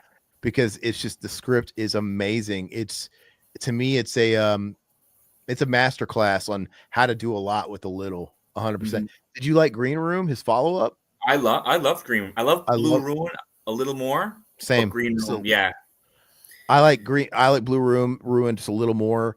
You could tell Green Room, he got a little bit more money, which fair enough. He deserved it. He got Patrick Stewart in there. He got some more named actors, right? Small, even if they were smaller names, like you had the chick from what is that fucking Arrested Development, and you had the kid, what's his name, Anton Yeltsin, the kid that died. Is that his name? Yeah. These were maybe not like A-list, but you're getting names. And Patrick Stewart, everybody knows him. So and it's just, it's got a few more locations. I love that movie too, man. And I actually never saw his follow-up. Was it called The Dark? Oh yes. That one's about like a hunter. He's hunting. I heard the general consensus was it wasn't as good, but and it turned me off. I'm like, oh, I don't want to see it if it's not as good, but I need to watch it. It's okay. Not as good as Blue and Green though. Because I kind of thought he was going to keep going with the color theme. I know. Even Rebel Ridge I found was like long-winded, and it wasn't. I don't know. It was just it wasn't the same, man. Those two, Blue Ruin and Green Room, they're like you said, they're simple stories, but they're so strong, well written, and sometimes it's good to have a lower budget. The limitations kind of help you be more creative. And and then sometimes like when you're pushed in a situation where you have to like do something different that you didn't have planned out of necessity, it turns out to be better. And I even love the title, man. What a perfect title. I love how it doesn't mean anything. I think even he said it doesn't really mean anything. It just sounds. Yeah. I don't really think it means. I think you could interpret it. Yeah, I think it's more of an interpretation, because I think maybe it's referencing the vehicle. That's what I always assumed, and that's like where the first murder took place. His parents were murdered in the car. Yeah. I don't know. You could. It's one of these things where you could aim it like that, or it's like, are we just talking about Blue as far as like the state of mind? Are we talking about ruin in his life? Are we just? It's just, I don't know. I think it's a perfect title. I agree. I love it. And Todd doesn't like Green Room. I don't know if you like Blue Ruin. Oh, okay. Todd, you didn't like Green Room, man, right? No, I wasn't a Green Room fan. No. Did you like Blue Ruin? I never saw that one. You need to watch Blue Ruin. Okay. And why that doesn't have a boutique label 4K, I don't know. Like, because that's not out. I don't think so. Wow. I would, because I got the second sight green room, and I would be day one pre-order Blue Ruin. I think Blue Ruin's one of the best movies of the last 20 years. Top 5. I need to watch that still. Yeah. Yeah, it's very good. All right, guys. Well, thank you so much. Thank you guys for joining us. Please like the chat, like the video once it's done, all that good stuff. Like and subscribe. Join our membership. Hey, dude, he's got a Bundleful Life VHS. There you go. Hell yeah, dude. I'm watching this tonight. I love it. Absolutely, man. Hey, we got a Bundleful Life commentary we did a few years ago. Watch that. Oh, damn it. I'll watch it along with this. Yeah, yeah. Zach and I did It's a Bundleful Life like 6 years ago. Oh, no way. Yeah. I love It's a Bundleful Life. All right, guys. Later, man. Everybody, bye.